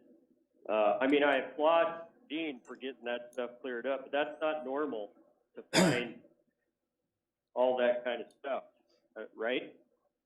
I'll let Dean explain it to you. So the 2 biggest, I've actually closed, I believe, 8 or 9 different funds. They had anywhere from a $20,000 deficit, which went to the sewer fund. I think there was like $50,000 that went to the refuge fund, which was an overexpenditure on the Baylor project. But the 2 biggest ones was the Cordova Center. There was still a 1.225 negative balance in the Cordova Center fund. And then the other one was go all the way back to, I think it was 2012, your Snowzilla, whatever that, Snowpocalypse. There was a $541,000 deficit there. And I think that comes because they were expecting money back from the state, and due to some bookkeeping, they didn't get everything they expected. So there was a big negative sitting there. The reason you don't really see it, like the auditors, somebody asked me, well, why didn't the auditors catch this? When the auditors do the audit, they take all these various funds and they roll them all into the general fund. So in the audit, those things just go away. Your general fund might have had $4 million. When they got done, it had $2 million in the audit. So you're thinking, wow, we got $2 million. Well, it's because all these negatives. And so when I'm sitting there looking at the books and you guys ask a question, it is difficult to say, well, I don't know where we're at, because I have to take this number minus this, plus this, minus this, plus this, minus this, plus this. Well, what I've done is went, now I can say, it's that number. So we've taken all this stuff that was out there and rolled it and got rid of it. And like Alan said, what I rolled into the general fund was like a negative $1.8 million, which is the Cordova Center and Snowpocalypse. That's the majority of it. There's a bunch of other little ones, but so at the end of 2017, I believe it was, you were down to $1.3 million in cash. You know, and normally at the end of the year, you probably should have $3 million in cash, but I eliminated almost $2 million because of this cleanup. And what that's led to is right now, when I printed a report today, your general fund has a negative $500,000 in cash. So that's why at the end of the year, you have to have and that's because you're not bringing a lot of money in yet. If you'd asked me 3 days ago or last Thursday, it would have been a lot more, because we brought in $600,000 of forest receipts on Friday.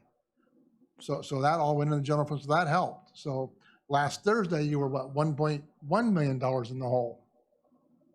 So the goal is to have about $4 million at the end of the year to get you through these lean times till all your money starts coming in. So technically, you're no different than you were last year. It's just, it's all in one number now, instead of being spread across 10 different places. And you can see the number. So it's kind of like, ooh, that's scary now, because you actually see it. This time last year, you would have looked at the general fund and said, oh, we got $3 million, when you really didn't, because of all those other funds. So sorry that we rolled it, but now you kind of see where you're at. But I did run the number today. It was 513 in the hole. But we're slowly getting out of it. We got property tax starting to come in. Things are coming in, so we'll be back. But we need to get to where we have like $3 million on December 30th when we're done, to get through this time. So that speaks to the schools funding. You know, the city's got its own cash flow problems now. So, Councilman Baylor. So I applaud you for cleaning that all up. What was the amount that you started with to pay all these off that you came in? The number I looked today, it was about 1.8 million that rolled into the general fund negative. So, Yeah, but the funds that we came in, where were the funds from? The raw fish tax? oh, we had raw fish tax, and then you had forest receipts. Last year, you budgeted nothing for forest receipts, and you brought in 630,000. And then I think fish tax came in like 625,000 over what was budgeted. Okay, So it was like 1.2 million extra came in, and I spent 1.8 million. So that just, if you wouldn't have had that you'd have been in a lot worse. So that kind of helped cushion what we did, Right. clean this all up. so moving, I guess, and then moving forward, if we're fortunate enough to get a good amount raw fish tax and things go well, we've sort of paid our bills, right? So we'll have, that'll be able to get back in to build up our cash reserves? To build up your cash reserves, so you can get to that where on December 30th, when you're done with your audit, there's $3 or $4 million sitting in the general fund We won't have to go back and pay these, and paying. Those are all gone now. so we're cleaned up, I've closed all that stuff. all right? So that's good, looking good moving forward, Right. right? Cleaned up and current. And now, like I said, you can look and say, oh, that's where we're at, instead of having to plus, minus, plus, minus, plus, minus, plus, minus. Yeah. All right, so we're not looking at any big, huge deficits for next year, hopefully. Not what's there right now, yeah. Thank you. Does that answer all the questions? Thank you. Other questions for city manager? Okay, city clerk's report. I put a written report in. I keep saying I'm going to try and do that, but I actually got it done this time. Maybe because I had a couple of questions. So I know it seems frivolous and small, but I guess I was just giving you visibility on what I'm considering doing as far as being consistent with council member, I don't want to say gifts, but, you know, we've been doing plaques when council members get off in March. And I'm behind on doing a couple of proclamations. We do proclamations. But I was thinking maybe it was better to get a Copper River Fleece vest with something about council or whatever. So I have it budgeted, and as long as you guys are okay with it, I guess, unless there's some real big heartburn on it. I mean, I don't have it budgeted per se, but I know where I can find the money to start the process, and then every time a new council member comes on, they get a vest, so that you guys have them while you're on. I had mentioned it to Clay, to the mayor, and he said, at least make this visible to council. And so that's how I'm making it visible. I guess if you have comments. Councilman Baylor. I think a paper proclamation is fine for me, and I'm good with the vest. I'd rather see it used elsewhere. I'll second that. I mean, elsewhere within the city to help Sure. things out. I appreciate it, though. Appreciate the thought, but Okay. That's fine. Yeah, I'm the same. I'll just, we can use the money somewhere else. All right, I think I had one other question about the mill rate comes next time, so I can give many scenarios. I can give one scenario and plug in the number that gives us the 2.533 million that was budgeted. So maybe some comments on that? Councilman Allison. That'd be my preference. Well, we budgeted for a number, put it in there. Yeah. That's the way you've done it in the past, right? I've done both. Yeah. I mean, if we know there are deficits, which I guess with a special session, we won't know for a fact. Okay, I'll have a calculator with me, I guess, so we can As long as always, we know what 1 mil is worth, there you go. then we can calculate whatever we want to calculate. Okay. And that's all I have then. Any questions, council? Okay, thank you. So we have staff reports in the packet from Fire Marshal, Public Works Department, Harbor Master. Thank you for those reports and correspondence regarding Alaska Municipal League letter, Cordova Volunteer Fire Department. Thanks, appreciation to Valdez for the fire truck that they donated to Cordova, and Cordova Chamber of Commerce update to the mayor and city council. Under ordinances and resolutions, we have Resolution 05-19-21, a resolution of the City Council of the City of Cordova, Alaska, establishing the level of local funding and approving the budget of the Cordova Public School District for the fiscal year ending June 30th, 2020.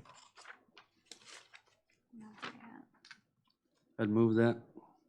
Second. We have a motion and a second. Would you like to speak to the motion, Councilman Allison? I'd like to offer an amendment, if I could. I'd move to amend the, let's see, where would it be at? The now therefore be it resolved, I guess. Or I don't know. I would move to amend so that the amount would be the $1,750,000 less the 906 already committed. And that's, I think, several places in the ordinance that change would have to be made. Is that correct, Susan? Yes, I think I see where I could get at that if you make the motion that way.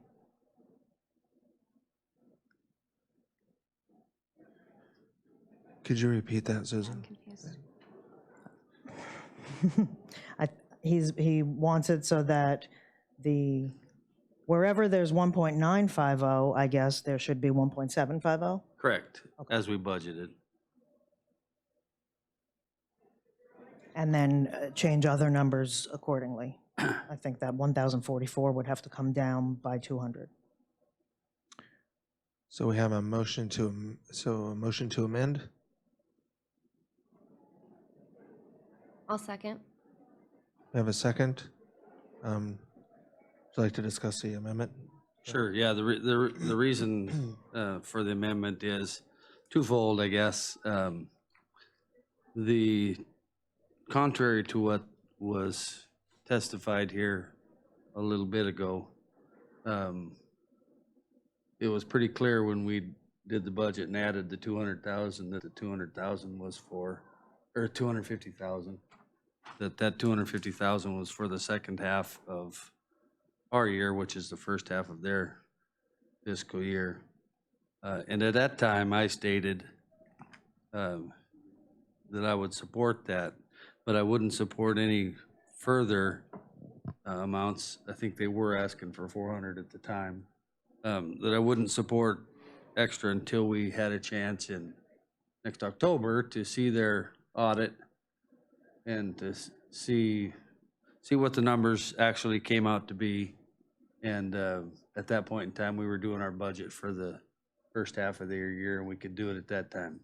I think going to the maximum right now, prior to knowing much of anything for our next year, for that matter, not knowing exactly what's going to happen with the legislature this year, I think we're premature in going to the maximum. When some folks say fully fund the school, fully funding isn't maximum funding. That's what they're asking for here is maximum funding. We more than fully fund the schools. We're almost 800,000 over the minimum requirement to fully fund the school. So anyway, that's my thought, is that there's time to do this later. I went to the school's budget session the other evening, and although there was some discussion of what might happen if some cuts were made, they indeed left in all the wants, wishes, and needs. It wasn't all needs that was in that budget. And if we could budget for all of our needs, wants, and wishes and carry on, that would be one thing. But we have to make tough decisions, and I support the schools, but I think that we are premature in going to the max funding at this time. Councilman Meyer? Yeah, I'm on the same train of thought there. I just don't feel comfortable passing this right now. We did give an extra 200, 250 last time when the ask was 400. And that was hard to do. And CCMC is very heavy on my mind right now. And I think they kind of go together. If we don't have a hospital or emergency room, families would leave. So trying to balance both of those and think about the budget the next time, I'm just not comfortable putting another 200,000 into the school at this time. Councilman Guard? Yeah. I think with all the unknowns out of Juneau and still having time to pull the trigger on more money for the school at a later date, if we decide it's needed, is fine at a later date. But it's a little early now to see what the crystal ball is going to bring down the road for us financially here. So I'd be in favor of the change. Other discussion to the amendment, Council? Councilman Baylor? Yeah, I'd like to ask the school board what this means to them. I understand what the $200,000 cut. I guess I'm trying to get in my head, and maybe Dave can, or you can help me out. So what are we saying here? We're gonna take $200,000. We're gonna take $200,000 out of their ask, and it's not ever gonna come back. They gotta live with that $200,000 less, or are we saying we're gonna come back later? Help me out here. Councilman Allison? I guess what I'm saying is same thing I said during budget time when we gave them the extra 250. I wasn't there, so.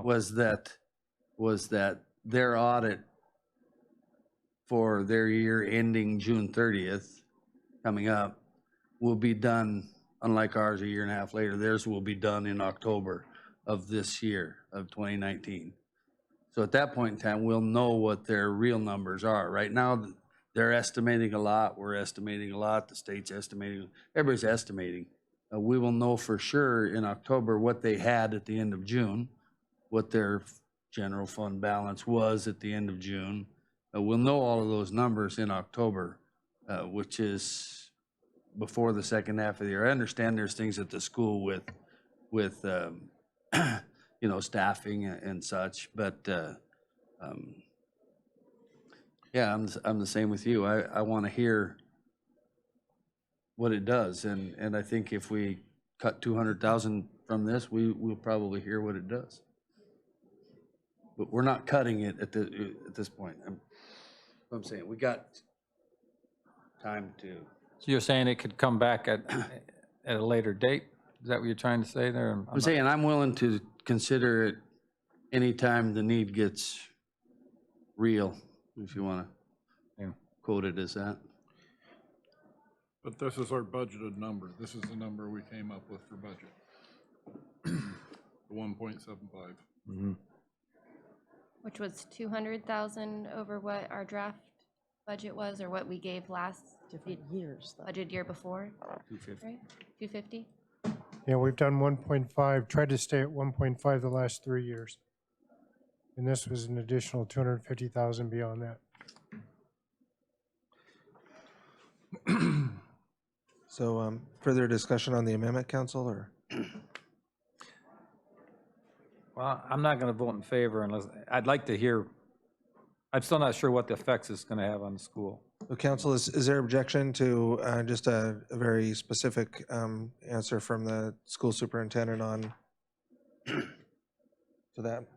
Okay, Alex, would you mind? So I think the school has to present their budget, so anyway. I think the question, Alex, is what if council doesn't approve this $1.95 million request, what is the impact of reducing that $200,000? Alex Rustin, Superintendent of Schools. I missed just the first part of the discussion on this, so if I could just clarify something. Okay, so the resolution was to provide $1,950,000. And can I explain what that particular request is, or? If you want to explain it through what the impact of having amending it to reduce that amount by 200,000. That was the motion to amend the resolution to reduce it by $200,000. And the question was, what impact would that have? So. Before I answer that, if I could address what that 1.975 Okay, includes. sure. So as Councilman Allison stated, when that additional 250,000 of the 400,000 that was requested in December was approved, we anticipated receiving that amount before the end of our FY19 fiscal year, which was the end of this June. I've had several correspondence with the city requesting consideration for that to come in, and didn't receive a direct response to that. So the budget, the proposed budget that was provided to you included that $250,000 as part of the 1.9 million. So if we were to receive that 250,000 prior to the end of our fiscal year 19, prior to June 30th, then we would not be asking for that additional 250,000 in next year's budget.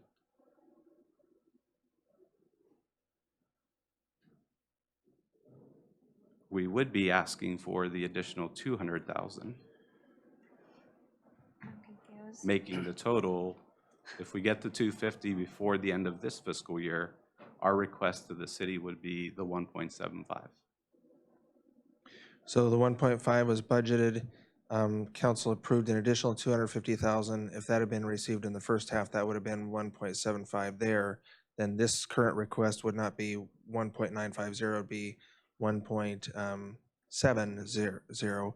But since you haven't received the 250 yet, that's included in the 1.7, so that's why it looks like 1.95. Okay. So to answer directly, any loss of funding, 200,000 would equate to 2 teachers or 2 positions lost. Or it could equate to 1 teacher and half of the activity program being gone.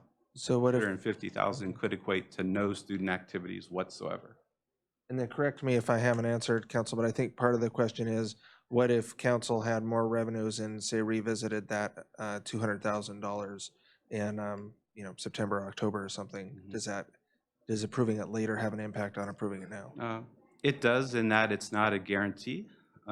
We have to have our budget approved and adopted and sent to the Department of Education by July the 15th.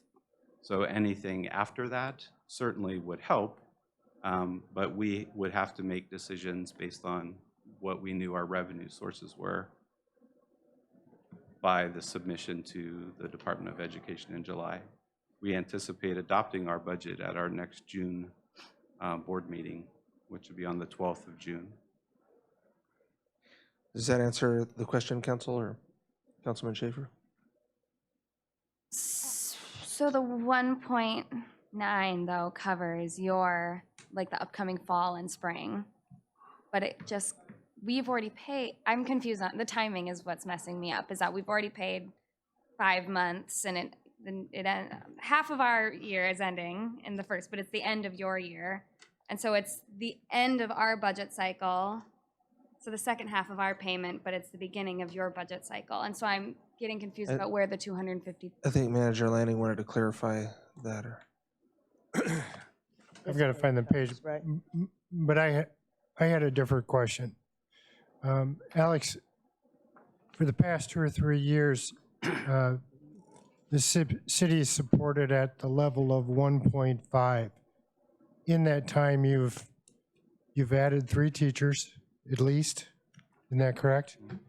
And did you negotiate a new collective bargaining agreement recently? We have not. We've put that on hold because of the lack of knowing what our revenue stream will be. Okay, so my question would be, and I'm just in the spirit this is intended, please. It doesn't seem to me that the reduction back to 1.75 is really a cause to cut teachers, because you've already increased your teachers and you're looking at increasing through a collective bargaining agreement the salaries of your teachers. So this is above and beyond what appears to me to be an absolute need for the school district. I think I'm going to interject a point of order here because I don't want to start a side discussion beyond the amendment. And I understand the desire to do that, but unless council wants to. I think we have an amendment in front of us, and the question was, what would that impact be? And I think the answer is for planning purposes, a school, has to plan with what they have, and then if the council wants to make that change, then it's not going to be unwelcome at a later time, so. Mr. Mayor, Councilman Gleason. so Alex, when you say that your budget needs to be turned in by July 15th, that means you have to determine your staff by then, right? So you would have to let somebody go? Is that what you're saying? I don't want to talk, I don't want to speculate about what decisions may or may not be made. Those are still on the table for discussion in terms of prioritizing what our needs are. So that is a scenario. It's not the only scenario to consider, but it certainly is a scenario to consider with the reduction of staff. We built our budget based on what our needs are. We were in the midst of a strategic planning process in which we have engaged the community in almost 2 years of discussion on what they would like the needs and what they feel the needs of the school district and the kids are. We very seriously are taking that feedback and that input into consideration to determine what the needs of the students are. And so, Mr. Gleason, I may not have answered your question directly, but again, our budget needs to be to the Department of Education by July the 15th.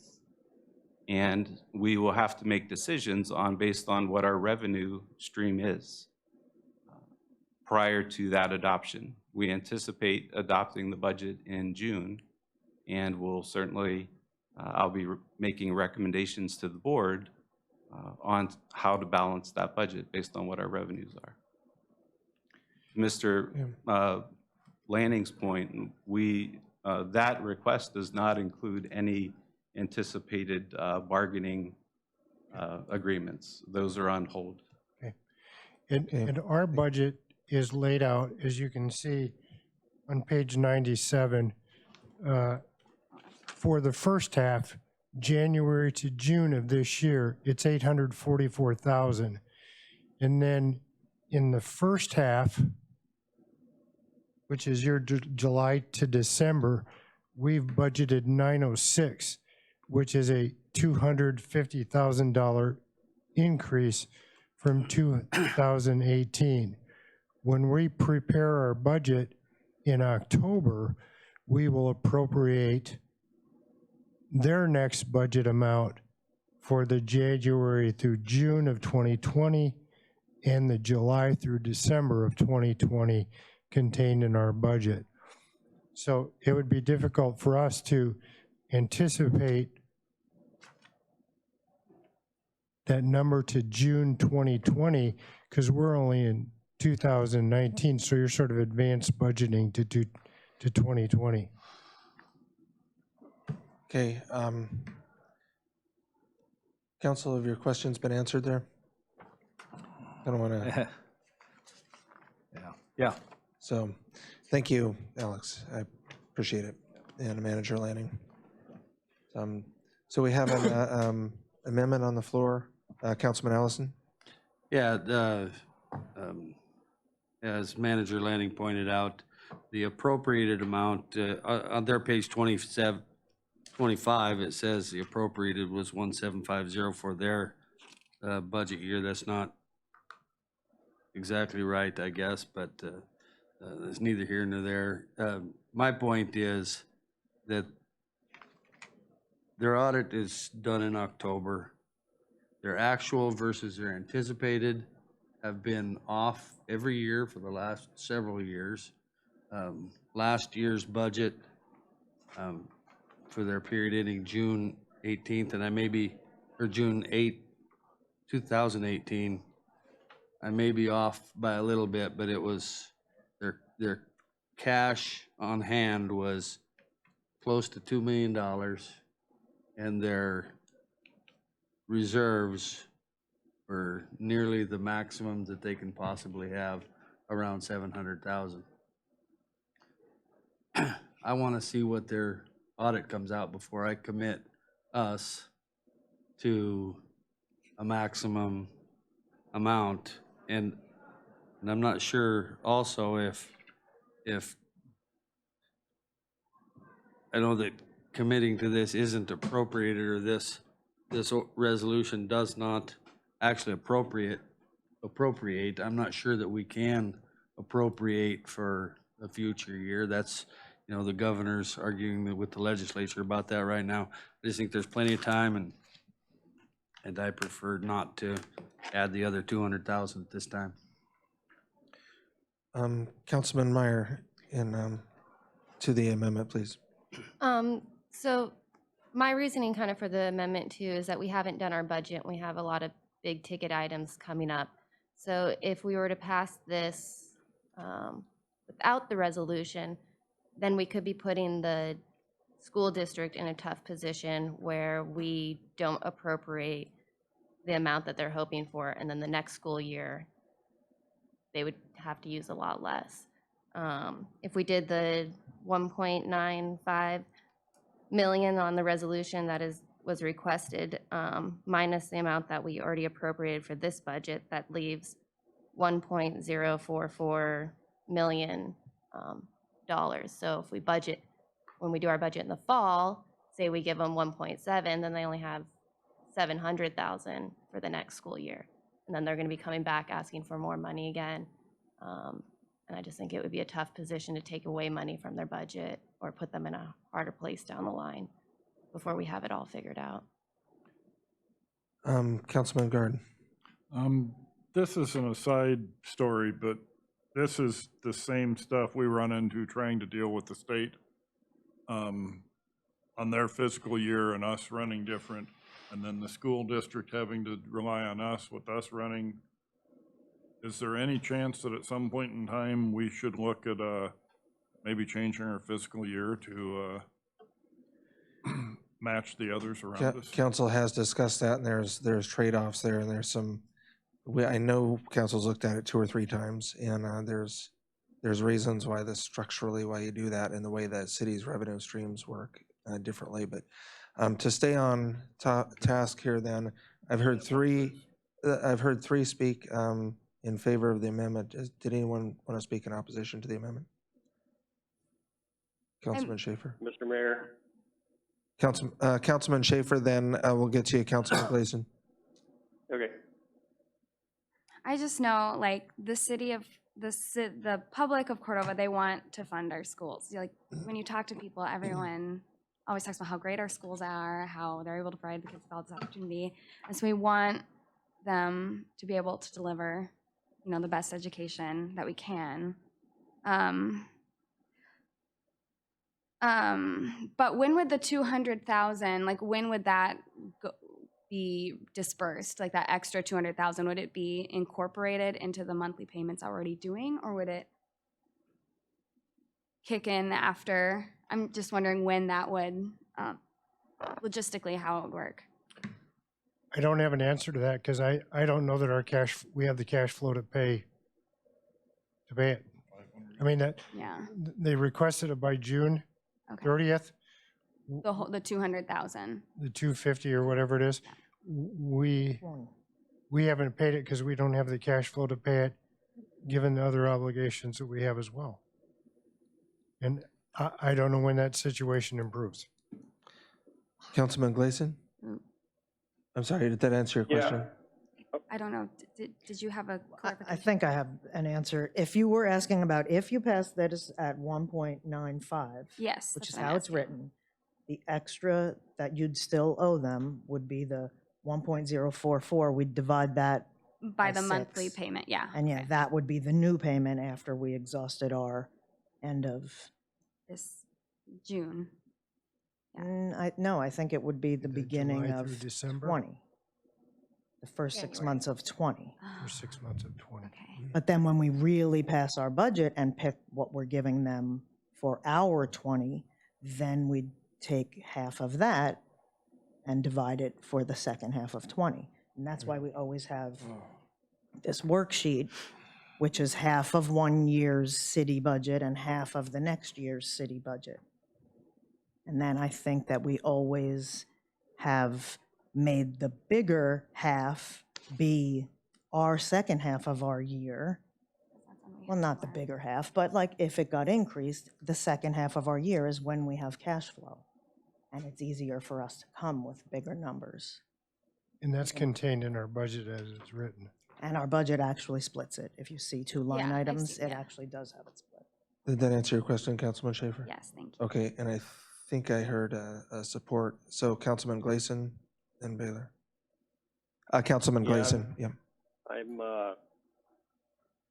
in opposition to this amendment. I'm not going to vote for it. I consider the school to be one of the bright spots in this town, and probably the main reason that people pay the high price, put up with rotten weather, and keep their families here, because we've got a safe town and a great school. I'll stack our kids up against kids in any state, and I think we need to do everything we can to fund them. That doesn't have to be to the cap, but what they're asking for. And I looked at the past, and we've only done 1.5 million once. The rest of the times it was 1.75 or somewhere right around there. So last year, I think, was the only year we did the really low one. So that's all I got. Okay, thank you. Councilman Baylor? Yeah, I appreciate the work Mr. Allison did on that and others, but I'm not going to support it. I too believe strongly that education, the school system, it's the reason we stayed here, and I know a lot of other people did. And I have a lot of faith in that school board. They're our local citizens, our neighbors. They've been on there. They work hard. I believe they're doing what's best for the community, what's best for that school, and they understand our financial situation. So I'm gonna go with what they're recommending and what they're asking, and I would hope that we'd fund it to the full. Okay, I think every councilman's had a chance to speak. Is there any further discussion on the amendment? Councilman Meyer?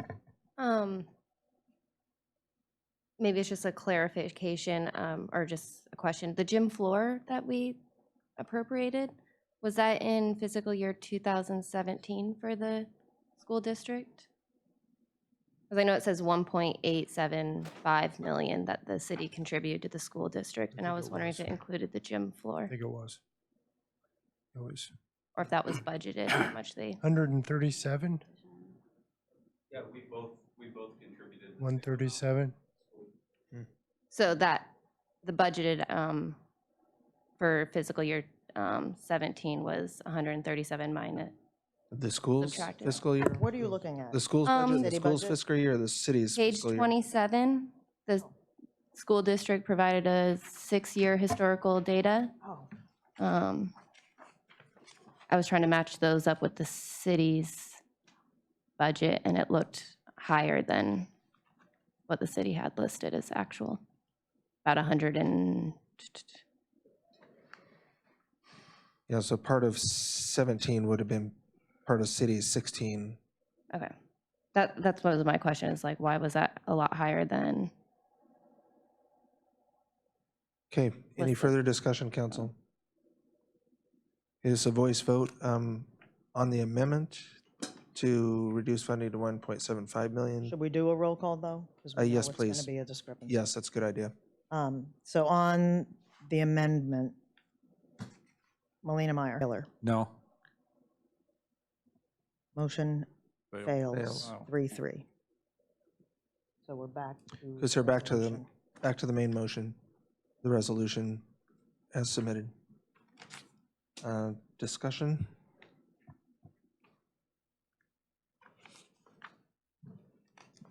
Okay, there's been a lot of discussion. Councilman Allison? Yeah, I guess I'd just go back to the point I think Councilmember Meyer made is, you know, if we approve this here and then we don't have the money, or we don't approve that same amount when we do our budget in October or November, then that leaves the school mid-year without funding. So I won't support the full amount at this point in time, but that doesn't reflect anything upon the schools, what they do for our kids, what they're doing. I just don't believe the estimates will line up to the audit. So I want to see the audit before I commit to anything more. So I won't commit to it. And just so the schools and everybody understands that, that when we actually do our budget in October, the number might change. Further discussion on the main motion, council? Just, I think, if it comes up in our budget discussions later on in the year, this is a good argument for, finding new revenue generation for the community. And, people can get behind funding our schools for paying taxes and whatnot. Councilman Guard? I'm all in favor of supporting the schools. I'm proud of the kids we've got here. But we did a budget. We've got what we've got. We're 500,000 in the hole today. What are we going to take the money from? So I'll take that as opposition.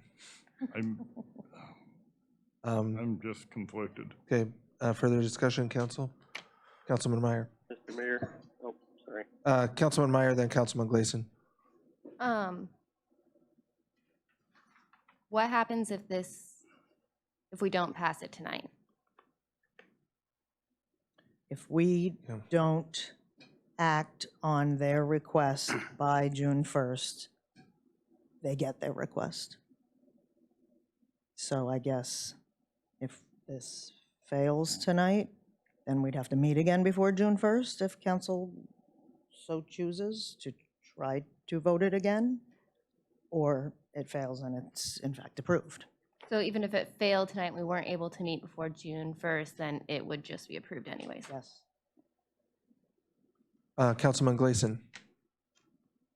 Well, we did get 600,000 in timber receipts just today, I guess, and unfortunately, it sounded like Dean was saying we were going to have to use that to balance our $500,000 deficit, but that still leaves 100,000 of that money, unless I didn't hear him correctly. No, that's, Councilman Gleason, that's not correct. After the 600,000 was applied to $1.1 million deficit, we now have only a $500,000 deficit. Oh, the hits just keep on coming. Well, I still think that we have to put our faith in our school board. I have complete faith in them that they are acting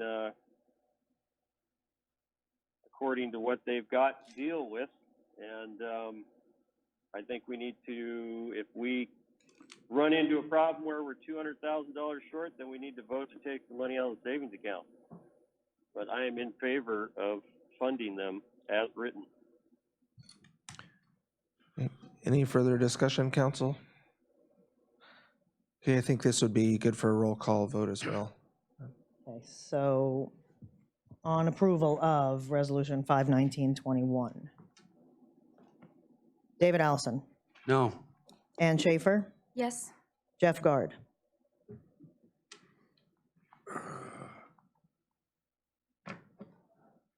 A no is really a yes, just an abstention.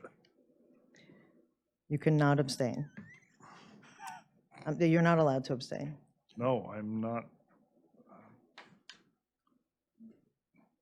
I'm going to vote to oppose.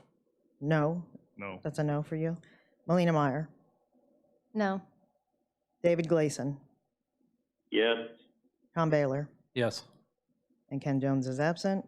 3-3 fails. So the motion fails, so we definitely want to put this on the, well, this is the second meeting in May, so we could entertain a special meeting, I guess. At pending agenda, we were actually going to be considering a special meeting. so Exactly. Anyway, So, for something other. Yeah, okay, great. Okay, next item on the agenda is Mr. Mayor, Councilman Baylor. could we take a 5? Yes, it's recessed for 5.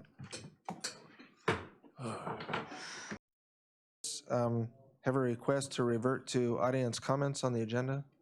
Is there any objection, council, or That's fine. seeing none? Audience comments, name for the record, please. Paul Tremblay, City Fire Marshal. So for the last 3 years, we've been asked to cut our budget, so much so that we almost have to close the doors of the fire department. But it seems like every year, other entities are coming in and asking for more money, more money. And just a month ago, Mr. Allen, city manager, asked all department heads to stop spending money because we don't have any money.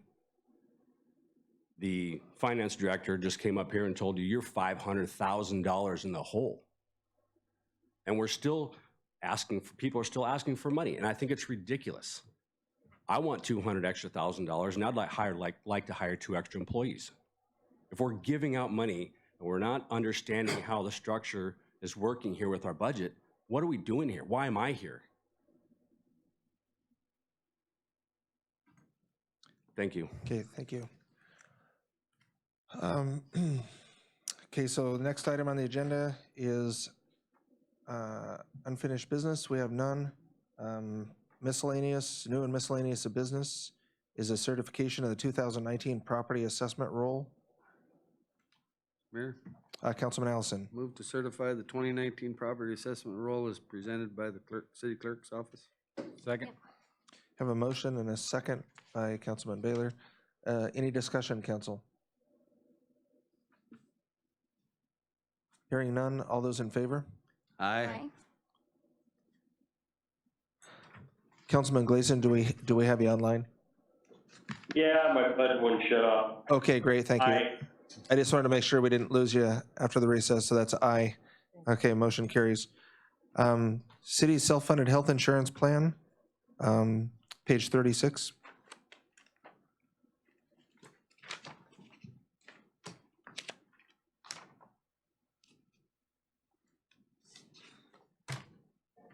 Mr. Mayor. Councilman Baylor. So I asked this to come forward, and I think Mr. Allison was on council when we switched over to this. Could you put that in the form of a motion for discussion, or? Well, I'm not sure there's a motion.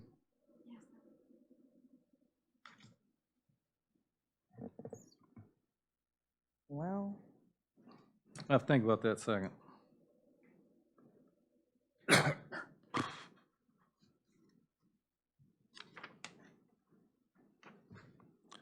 Maybe move to discuss? Yeah, move to I don't know if discuss. that's not action. Yeah. So, okay, council did put this on the agenda for this meeting at our last regular meeting, so is there a second, or? did Ann? Okay, Second. okay. So discussion, Councilman Baylor. Okay, well, the concern I had with it is when we adopt, I guess it was more of a concurrence when Randy Rogers, the last city manager, switched us over to this healthcare plan.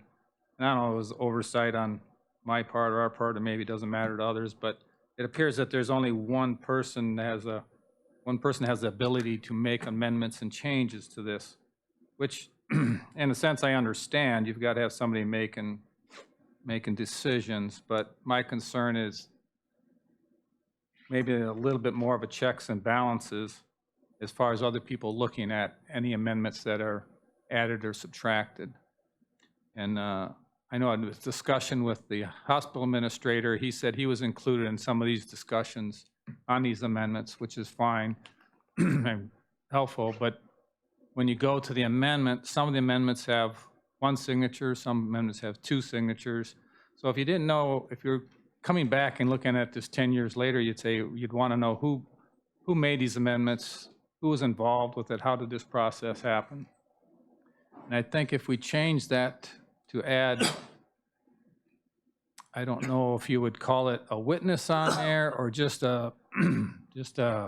information when amendment is made, dated, discussion, excuse me, those that were in their discussion, whether it be the hospital administrator, HR, or whatever, but just some background on how that amendment came to being and who approved it.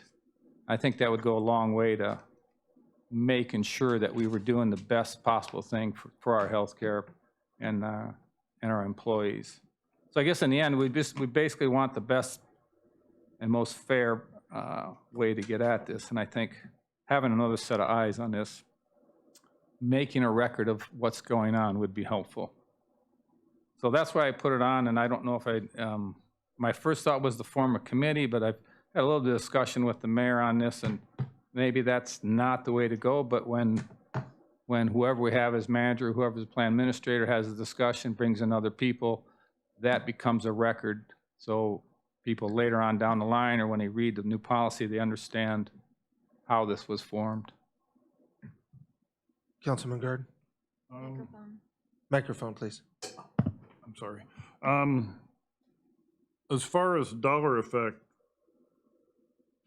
it's the same standard for cost to the city as any other financial responsibility that it's not the plan administrator, but I can't remember all the terms and stuff that I read through in this. But basically, it's a city manager that is the city's representative in it. So there's the $25,000 cap on that. If all we're looking for is history and a track record in this, maybe one easy way to do it would be when a change is made to the plan, then just have a presentation at the council meeting to explain what the change was and why it was made. If you're looking for something, then it goes down officially in a record. We don't have to confuse it with any more oversight.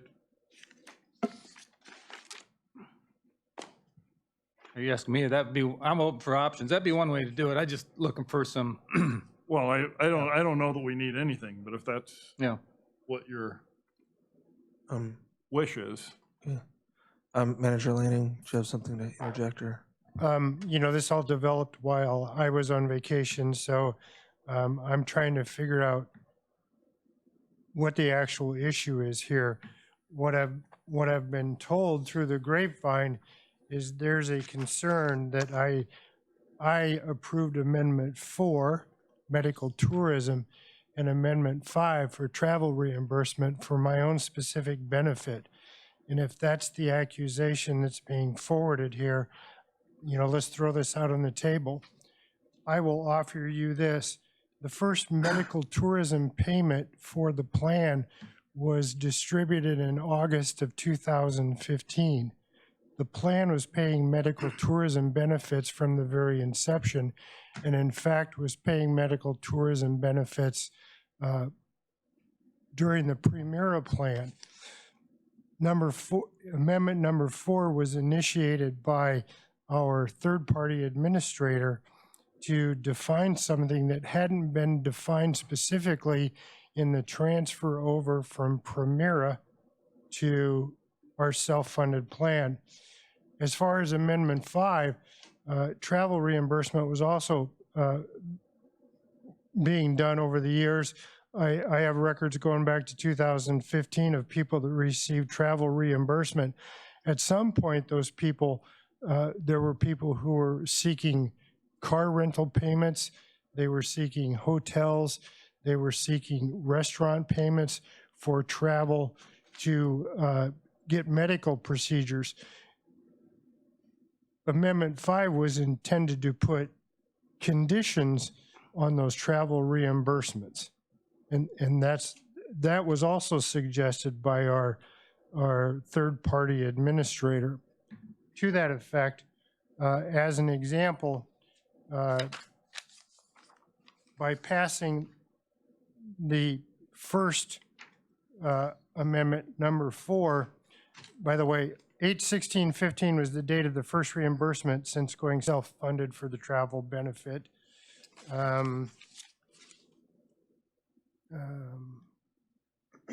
The intent was to, this comes from our third-party administrator, the intent was to map the benefit over from Primera. When we did it too vaguely, and we're relying on internal policies for determination.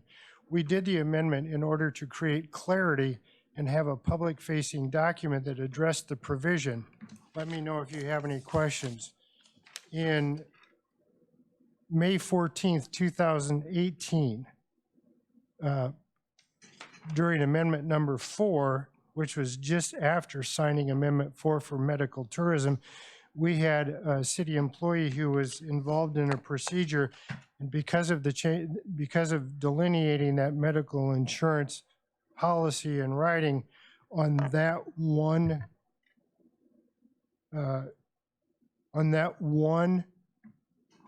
travel alone on the facility charge, the plan saved $111,632 since inception. Every year since inception, beginning in 2015, the plan has avoided over $1 million in expenditures. So I'm trying to figure out in my own mind what's wrong with the plan, what's wrong with the process. It seems to me that you have the best plan for the money that you could possibly imagine. We haven't had increases in 5 years, and there's nothing amiss in the plan. Are you asking me? No, I'm making a statement, because that was my understanding of what the concern was, and if, Well, it wasn't. well,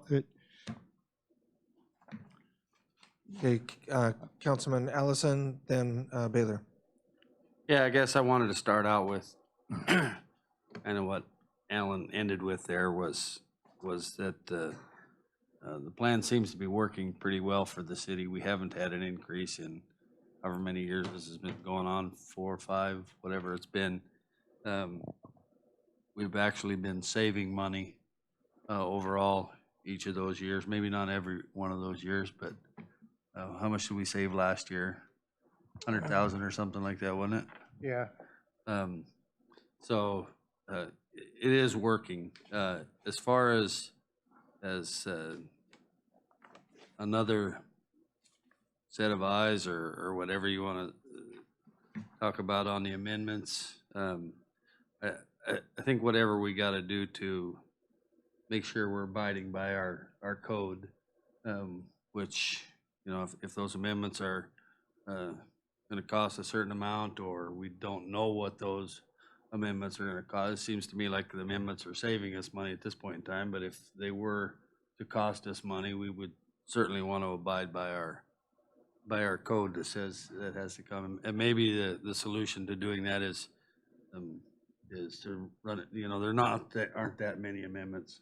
Right. Run them by council every time we make an amendment, just so council is aware and we can formally approve it and cover our basis for that. That satisfies me, but the plan is working. It's been good for the city. It's been working the way it was designed to work, and you know, now we've made some changes to the accounting system to get some better reports and those kind of things, and hopefully that'll make things a little bit more clear to me. But I don't have a problem with how it is now if we make sure we're abiding by our code and the contracts. And I would offer that in the review process, I've never initiated one of these amendments. They're generally initiated by a provider like, can't think of the prescription benefit provider now, but a prescription benefit provider to clarify language, or by the third-party administrator because they see a glitch within the plan. Our plan allows certain coverage. By amendment, I cannot alter the plan. I can clarify process and procedure, but I can't alter the coverage in the plan. I don't think, well, I'm pretty confident that I don't have the financial authority to alter the plan. The plan is what it is. So Councilman Baylor. Yes, so I agree. I know the plan is good, and the medical tourism I thought was was a great amendment, and it was needed, and I've used it in my own life in similar instances. So that wasn't the point. The point was, I think, more like Mr. Allison said, just another set of eyes. And I don't think it would hurt anything. It's not going to slow anything down. There's not that many amendments. We may not have another amendment for a while. So number 5 was good. Number 4, you know, the one thing that did catch my eye was the ability to, did I get the wrong one? It's 4. 4 was the medical tourism. I'm saying 5. 5 is the only concern I have with possibly hiring 4 or 5 new people as we move in and out. We start getting them from all over the country, and if I read this right, we would have to fly them back to their doctors if they have a pre-existing relationship. So that one kind of caught my eye as could be a costly one down the line. It isn't right now, but it could be. We could be flying people to Florida, Hawaii, wherever. Now, if in your opinion that's not the way that reads, then that's fine, but that was one of the concerns I had. And that goes back to the getting a second set of eyes on it, as Mr. Allison said. If this even just came before us, somebody say, hey, does this make sense? Yes, it does. The public knows, the employees know, and we move on. So, Well, the caveat on the existing relationships with doctors is it has to meet certain criteria. And part of that criteria is that the trip, including the airfare, has to be less expensive or the same level of expense than the procedure here. As an example, we had a procedure here for a staff member that we received 3 bids on. By the way, the $111,000 savings was somebody we sent to California to a doctor that they were engaged with, involved Not with. talking about the medical tourism one, though. He was asking about the travel reimbursement one. Yeah, and that's what I'm going to get to. The travel reimbursement has to meet criteria, and one of those is the expense criteria. For example, if you submitted a receipt for a $50,000 airfare and a $5,000 procedure, if you could have gone to Anchorage and gotten that for 5 and 5, they're not going to pay the 45. All of those things are out of our purview in terms of approving a specific relationship like that. All of those are approved by the third-party administrator within the confines of the plan. So, Councilman Meyer. Maybe as a friendly amendment, because I don't really know what the main motion There is is really. Main motion was to talk. I was kind of on the line of, in the part where it says a summary and alternatives from the city attorney, that it's set for renewal July 1st, 2019, so that's coming up. And that renewal should just be approved by council via memo settings. And then we could do so with each renewal, and then it will be in record. I don't know, I don't think it's July, it's January 1st. Well, then there was a typo, she said July. It's every December, we have actually November, we have a deadline. It's during our budget time where we go out to bid every year. And this year, for example, what we really bid is we're bidding on our stop loss provider. And that's when we hit 55 grand, they kick in. And so we do that every year. And, you know, it's fine. If you want to see those, we'd be happy to show those to you. Those are available at any time you'd like to see them. Yeah, I think that was kind of like just the request so that it's in a public record. And so if every time there's a renewal, because there's probably a renewal when every time there's a change, maybe? And that There's is, a renewal every year. Every year? Okay. As we go out to bid. We don't necessarily change providers, but for example, over the last 2.5 years, we've changed prescription benefit managers a couple times. We've gone from Optum to Magellan, and now we're having a meeting Friday with a new group called Ventegra, all intended to save money, and those are unprecedented. Those have always just been changed. so, and Councilman Meyer, I think that is city code that the council approves contracts. So that just, when that comes open, that will be on the agenda next. So have agenda, so. each renewal been coming to council in a memo in the? I don't believe they have. Okay. So that's one of the things that came out from the attorney, so but that's clearly in the code, council approves contracts, so the next time it comes up for renewal, we just need to get it on the agenda. So just on behalf of council, Manager Lanning, because I administer a lot of contracts, generally the signatory is driven by the contractor. In other words, a bank says we want 4 signatures, 3 officers, a manager, and the treasurer, or insurance plans, the same thing. We need the signature of the administrator. So, and then for medical plans, other half of the question is generally modifications to the plan are required to be distributed to the participants. So when there's amendments, are those just codified, or do those get kind of distributed somehow? Or Just codified. okay. And some things are required by law and some are not. I know Right, there's again, some- my offering on this is the amendments are not coverage amendments. They're procedural amendments. I understand. Yep. They're clarifications of something that's already intended to be or unclearly stated in the plan. Okay. Council, is there further questions, or did someone want to move an actual action item here?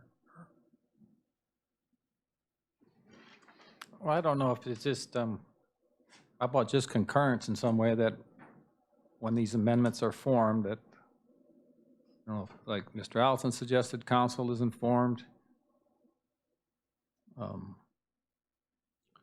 Well, so what's the will of the council? That concurrence requires a motion and a vote, so. All right, I'll make a motion that as the amendments are made or added or subtracted to our healthcare plan, that council gets notified on such action before it takes effect. At a council meeting or in an email or? That's a good question. At a meeting, it would then be in the public record. Sure, yeah, there you go. Thank you. In a meeting. And I mean, it's something that even could go in the consent calendar. I mean, it's not like we're going to be debating something. It's just out there so people know. I would second that. Okay, we have a motion, a second, that, could you restate the motion, Susan? That any amendments before they're put in to the healthcare plan would come to council for notification at a meeting before they take effect. Yeah. Does that work for you? Well, I was thinking back to last summer when we went 6 weeks without a meeting because we couldn't have a quorum. And if the plan required an amendment to prevent extra expenses, what would I do? So- I could put providing the council can meet within appropriate amount of time when needed.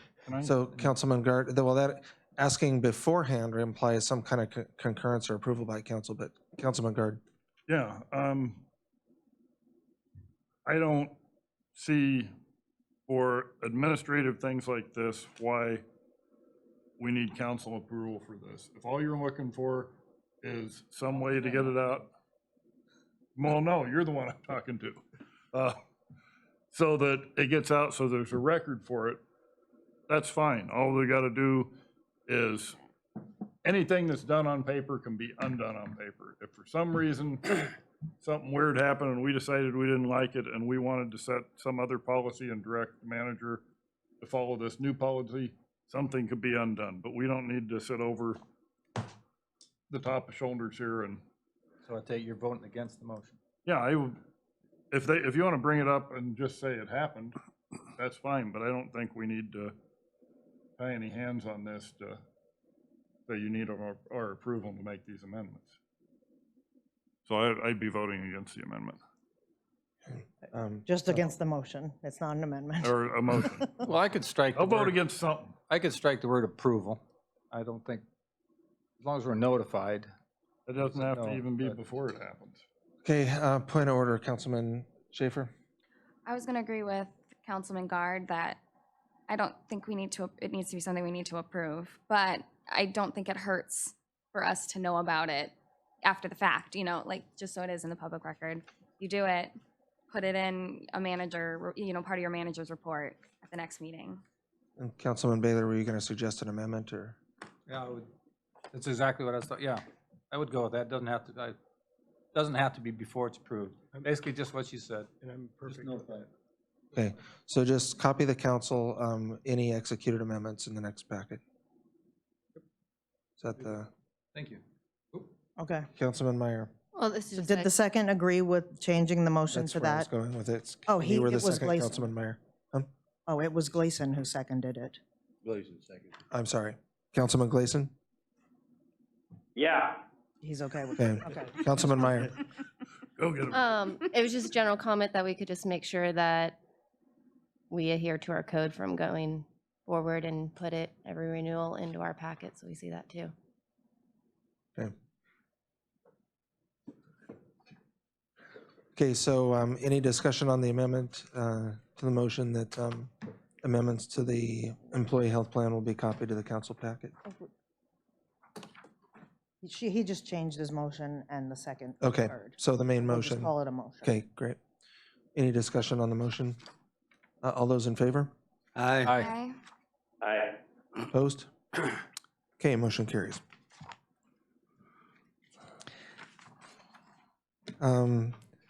And fortuitously, pending agenda. Was So, Part B handled on that as well? so I was going to ask you, so I saw you writing, I think the city code says that that contracts come to council. So I think the understanding is that when it comes up for renewal in January of 2020, that it'll come before council for approval. And that's the contract with PBS, our administrator, is that what our actual contract's with? Yes, professional benefit services. PBS, okay. Okay, great. Well, Yeah, yeah, we have a third-party administrator contract, we have a stop-loss contractor, we have an agreement with the prescription benefit provider. that's right, there's pieces. Did those all kind of come up concurrently, or?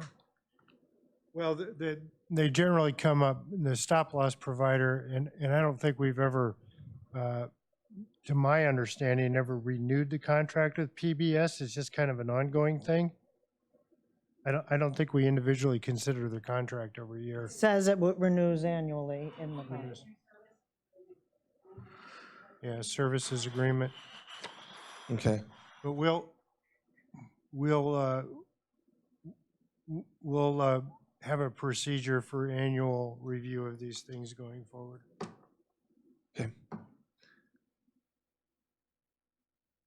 So for pending agenda, Councilman Guard. Can I make one question, digress? We had all the amendments in our packet except, or in mine, except Amendment 3. Was there some reason Amendment 3 was not germane, or? I noticed that as well. It's not on the And- city website. Yeah. And was Amendment 1 in there? I got 1, 2, Okay, yeah, 4, 4, 5, 5, 6, 6, and 7. and 7. Okay. So I think when the plan comes forward, it'll have those amendments all attached to it. But yeah, if we I'm not can worried get, if about there it. is an amendment too, and you could circulate it, that would probably be good, so. Okay, so under pending agenda, we have the school board budget that the resolution failed tonight, so that goes into effect June 1st, if not addressed by council, so. And so what I was mentioning about a special was that we have an RFP out for the Bedarkie roof insurance job, and the bids come in. Right, so we were looking for maybe a special on the 22nd or 23rd. We got to do at least a 20. Either, I mean, we have to have enough time to go over the RFP. Yeah. So we can't do it 10 minutes after they come in. Could it They be the come in at following, 4 o'clock on Tuesday. On the 21st. Yeah. could it be the following Monday? Because there will be several council, myself, and Manager Lanning out from the 22nd. It's Memorial Day on the We following could do the Monday. 24th in the evening, maybe? If everybody's going to be back. Friday, the 24th. Yeah. We don't have to have everybody. We have to have quorum. Get back at 4. We have to have Yeah. people to pass the I don't know. Yeah. That's true too. whole thing. You have to have they're having the school thing also, which is obviously, Probably be the 21st because we could call in if it's not. no, she or- can't on the 21st. That's when Oh. the proposals come back on the 21st. So really the 23rd? 23rd or the 24th. Yeah. 24th on 4 o'clock, Do we get back the 24th or the 23rd? 24th. I forget. Let's do it on 25th, and I'll bring birthday cake. What day On is it? Saturday? What about the 28th? Is that too late? You were thinking you didn't want to go that long. It's up to you. It's not up to me. I'm not the quorum. We have no idea what these Gilnetters are going to be doing, so, I mean, maybe call-ins. And does this require a majority of council or majority of council present? Well, the school one, maybe we'll wind up with another tie. So I don't know if you want to hope for Yeah, 7. A resolution, I think, is a majority of those present. Right? So, and then how about? Yeah, it's just a simple majority on that resolution because it's not really appropriating the money. So this is And her thing approval of is the simple contract. also. Yours is simple. An approval of the contract. Councilman Garden. How hard are we gonna be pushing, if we wait till the nth degree, how hard are we gonna be pushing the school district up against the wall to make any amendments or changes to their budget? They don't have to do it till July 15th, I think they said. Yeah. Okay, so they've got a couple weeks to, Said they wanted to pass it at their June meeting. They could have a July meeting if they had to. An alternative would be to have it on the evening of the 23rd and have a call-in. I could call in that evening, but I can't on the 22nd. I've got a board meeting, but I don't vote either. So. Yeah, 22nd, I don't think I'll be back. I think I don't get back. Can we shoot for the Probably call 24th evening? Like Is there 6 any o'clock on the objection to that? 24th? Is there any objection to Friday, 6 o'clock, 24th?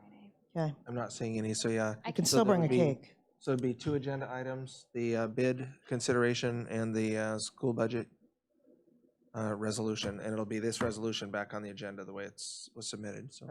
2 items.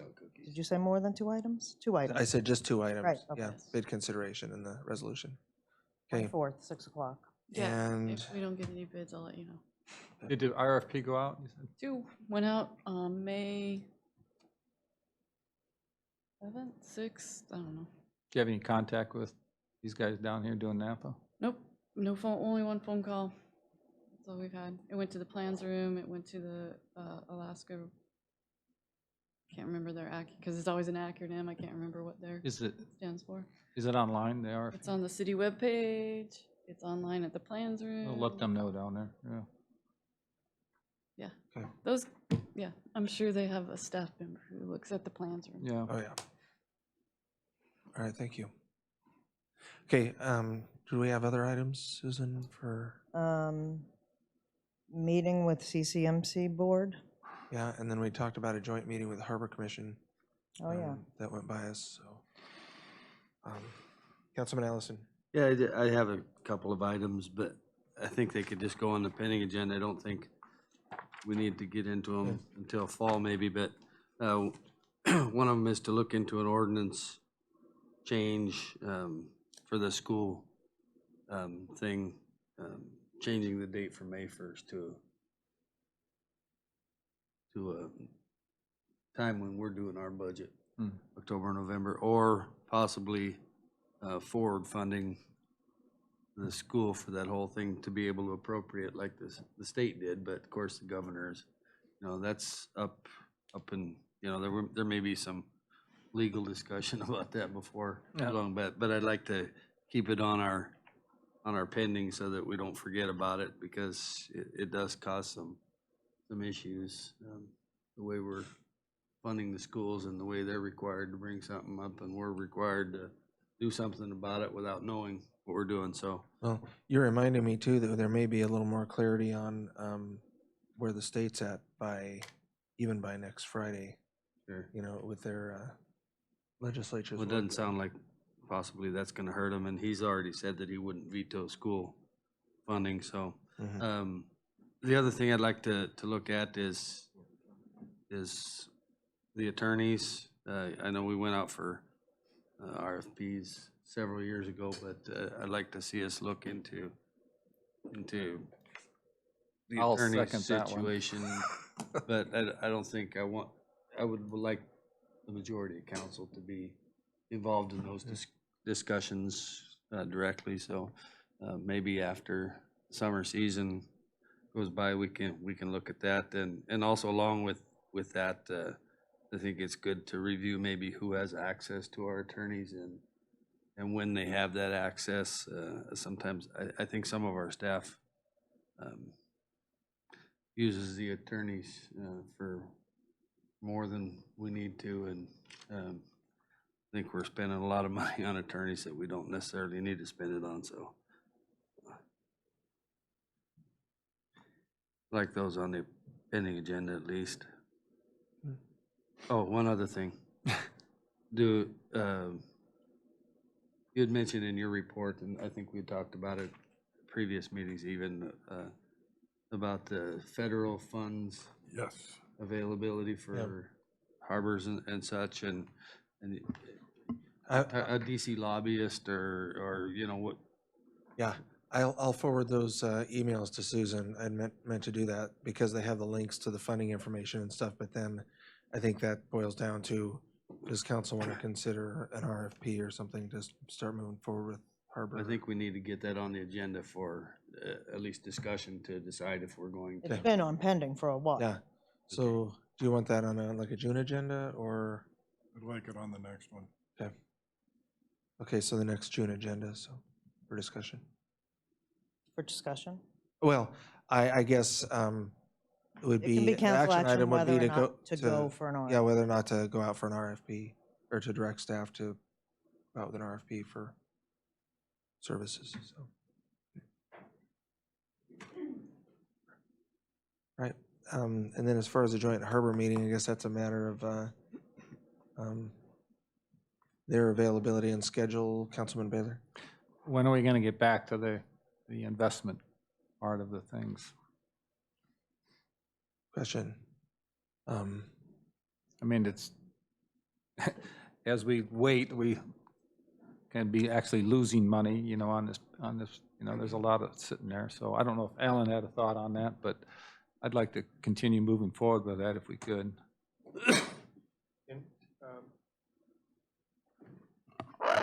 How would you be comfortable moving forward? I think I'm not an investment guy and I have to learn it all as we go as well. So would you like to talk to somebody? Would you like to have somebody come in and sort of give you an investment 101 that's not? No. Here's my thought is we've got to come to a consensus, and maybe that's where somebody could come in, is what is our risk tolerance? You know, I mean, Yeah. you've talked about like 100% in bonds, and that may be it. And I think once we come to that conclusion, then you kind of, right, who can offer that the best? And Okay, I will try to, because we have scales of risk tolerance on things, and I'll get something together for you to consider at whatever work session you want. Can you send us, yeah, like if you have a handout or something ahead of time too, so we have a chance to Oh, yeah. go over it? Yep. One thing when we're looking at the risks numerically, can you tie those to something concrete for me so I can understand what the risk numbers mean? Yes, sir. Okay. I'm lost. So, I know there's several things being asked there, but, so, basically kind of a summary. I'm also kind of thinking, I know we have a bond schedule, you know, so the other thing you manage is your debt portfolio, and your blended interest rate has an influence. So, just a summary of what our debts are and when those bonds mature. And then also just a financial summary.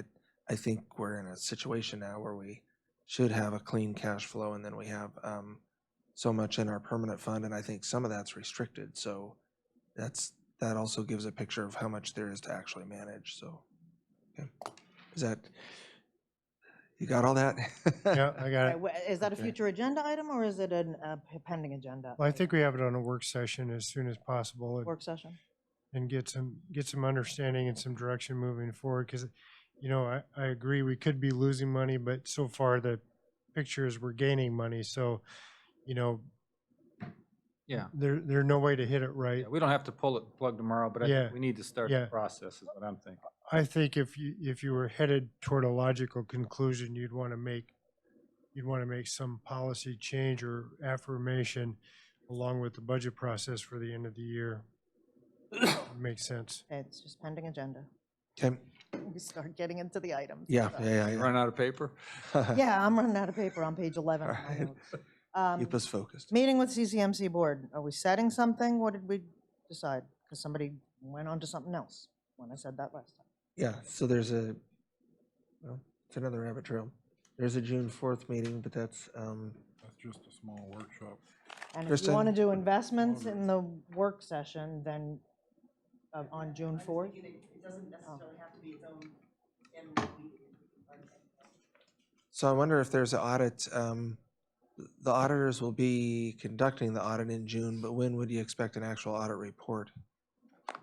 Maybe months after that, probably, huh? So, okay. So- September. Okay, that might be too long, so. Councilman Meyer.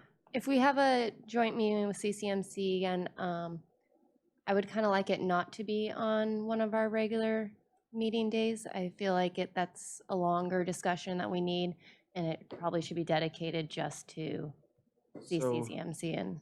the How about city manager touch base with the CCMC administrator, board chairman, and kind of see what their schedule is and suggest some dates with Okay. Susan, so thanks. And block out quite a bit of time. 2 to for 3 it. hours, something on its own. Yes.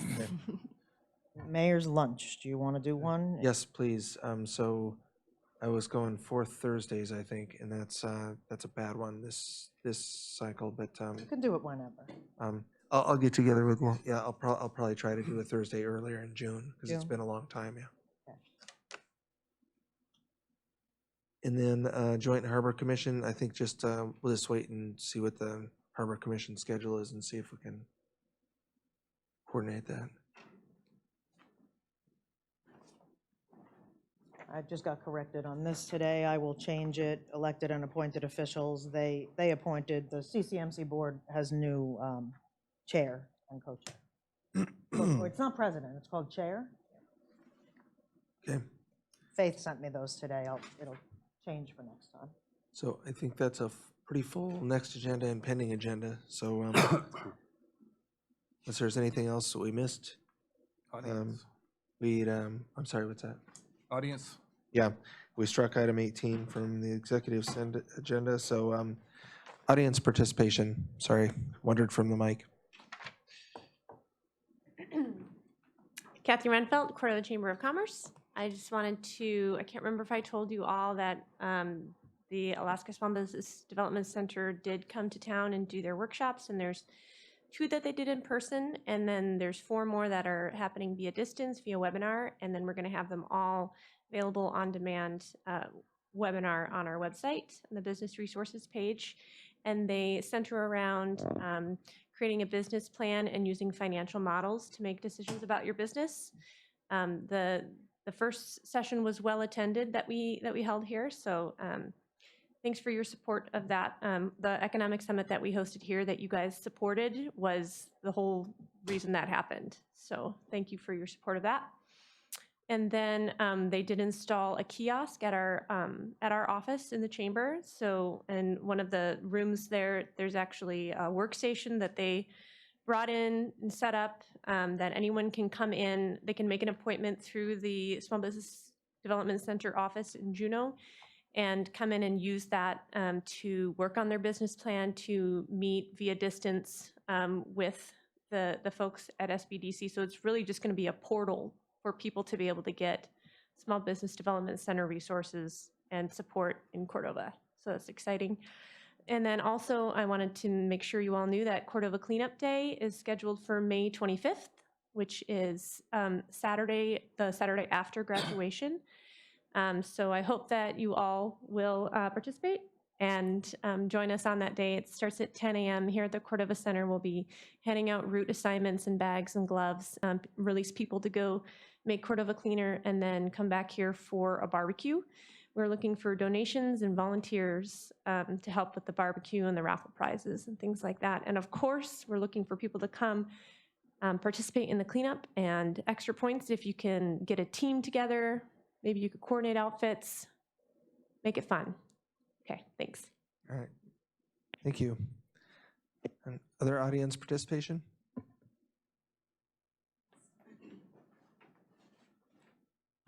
So Kristen Carpenter, 507 4th Street, and I just, having heard a lot of the discussion tonight about the needs coming from the school district, and obviously you know that I'm also advocating for funding for the medical center, and the city is getting an updated view of its own finances.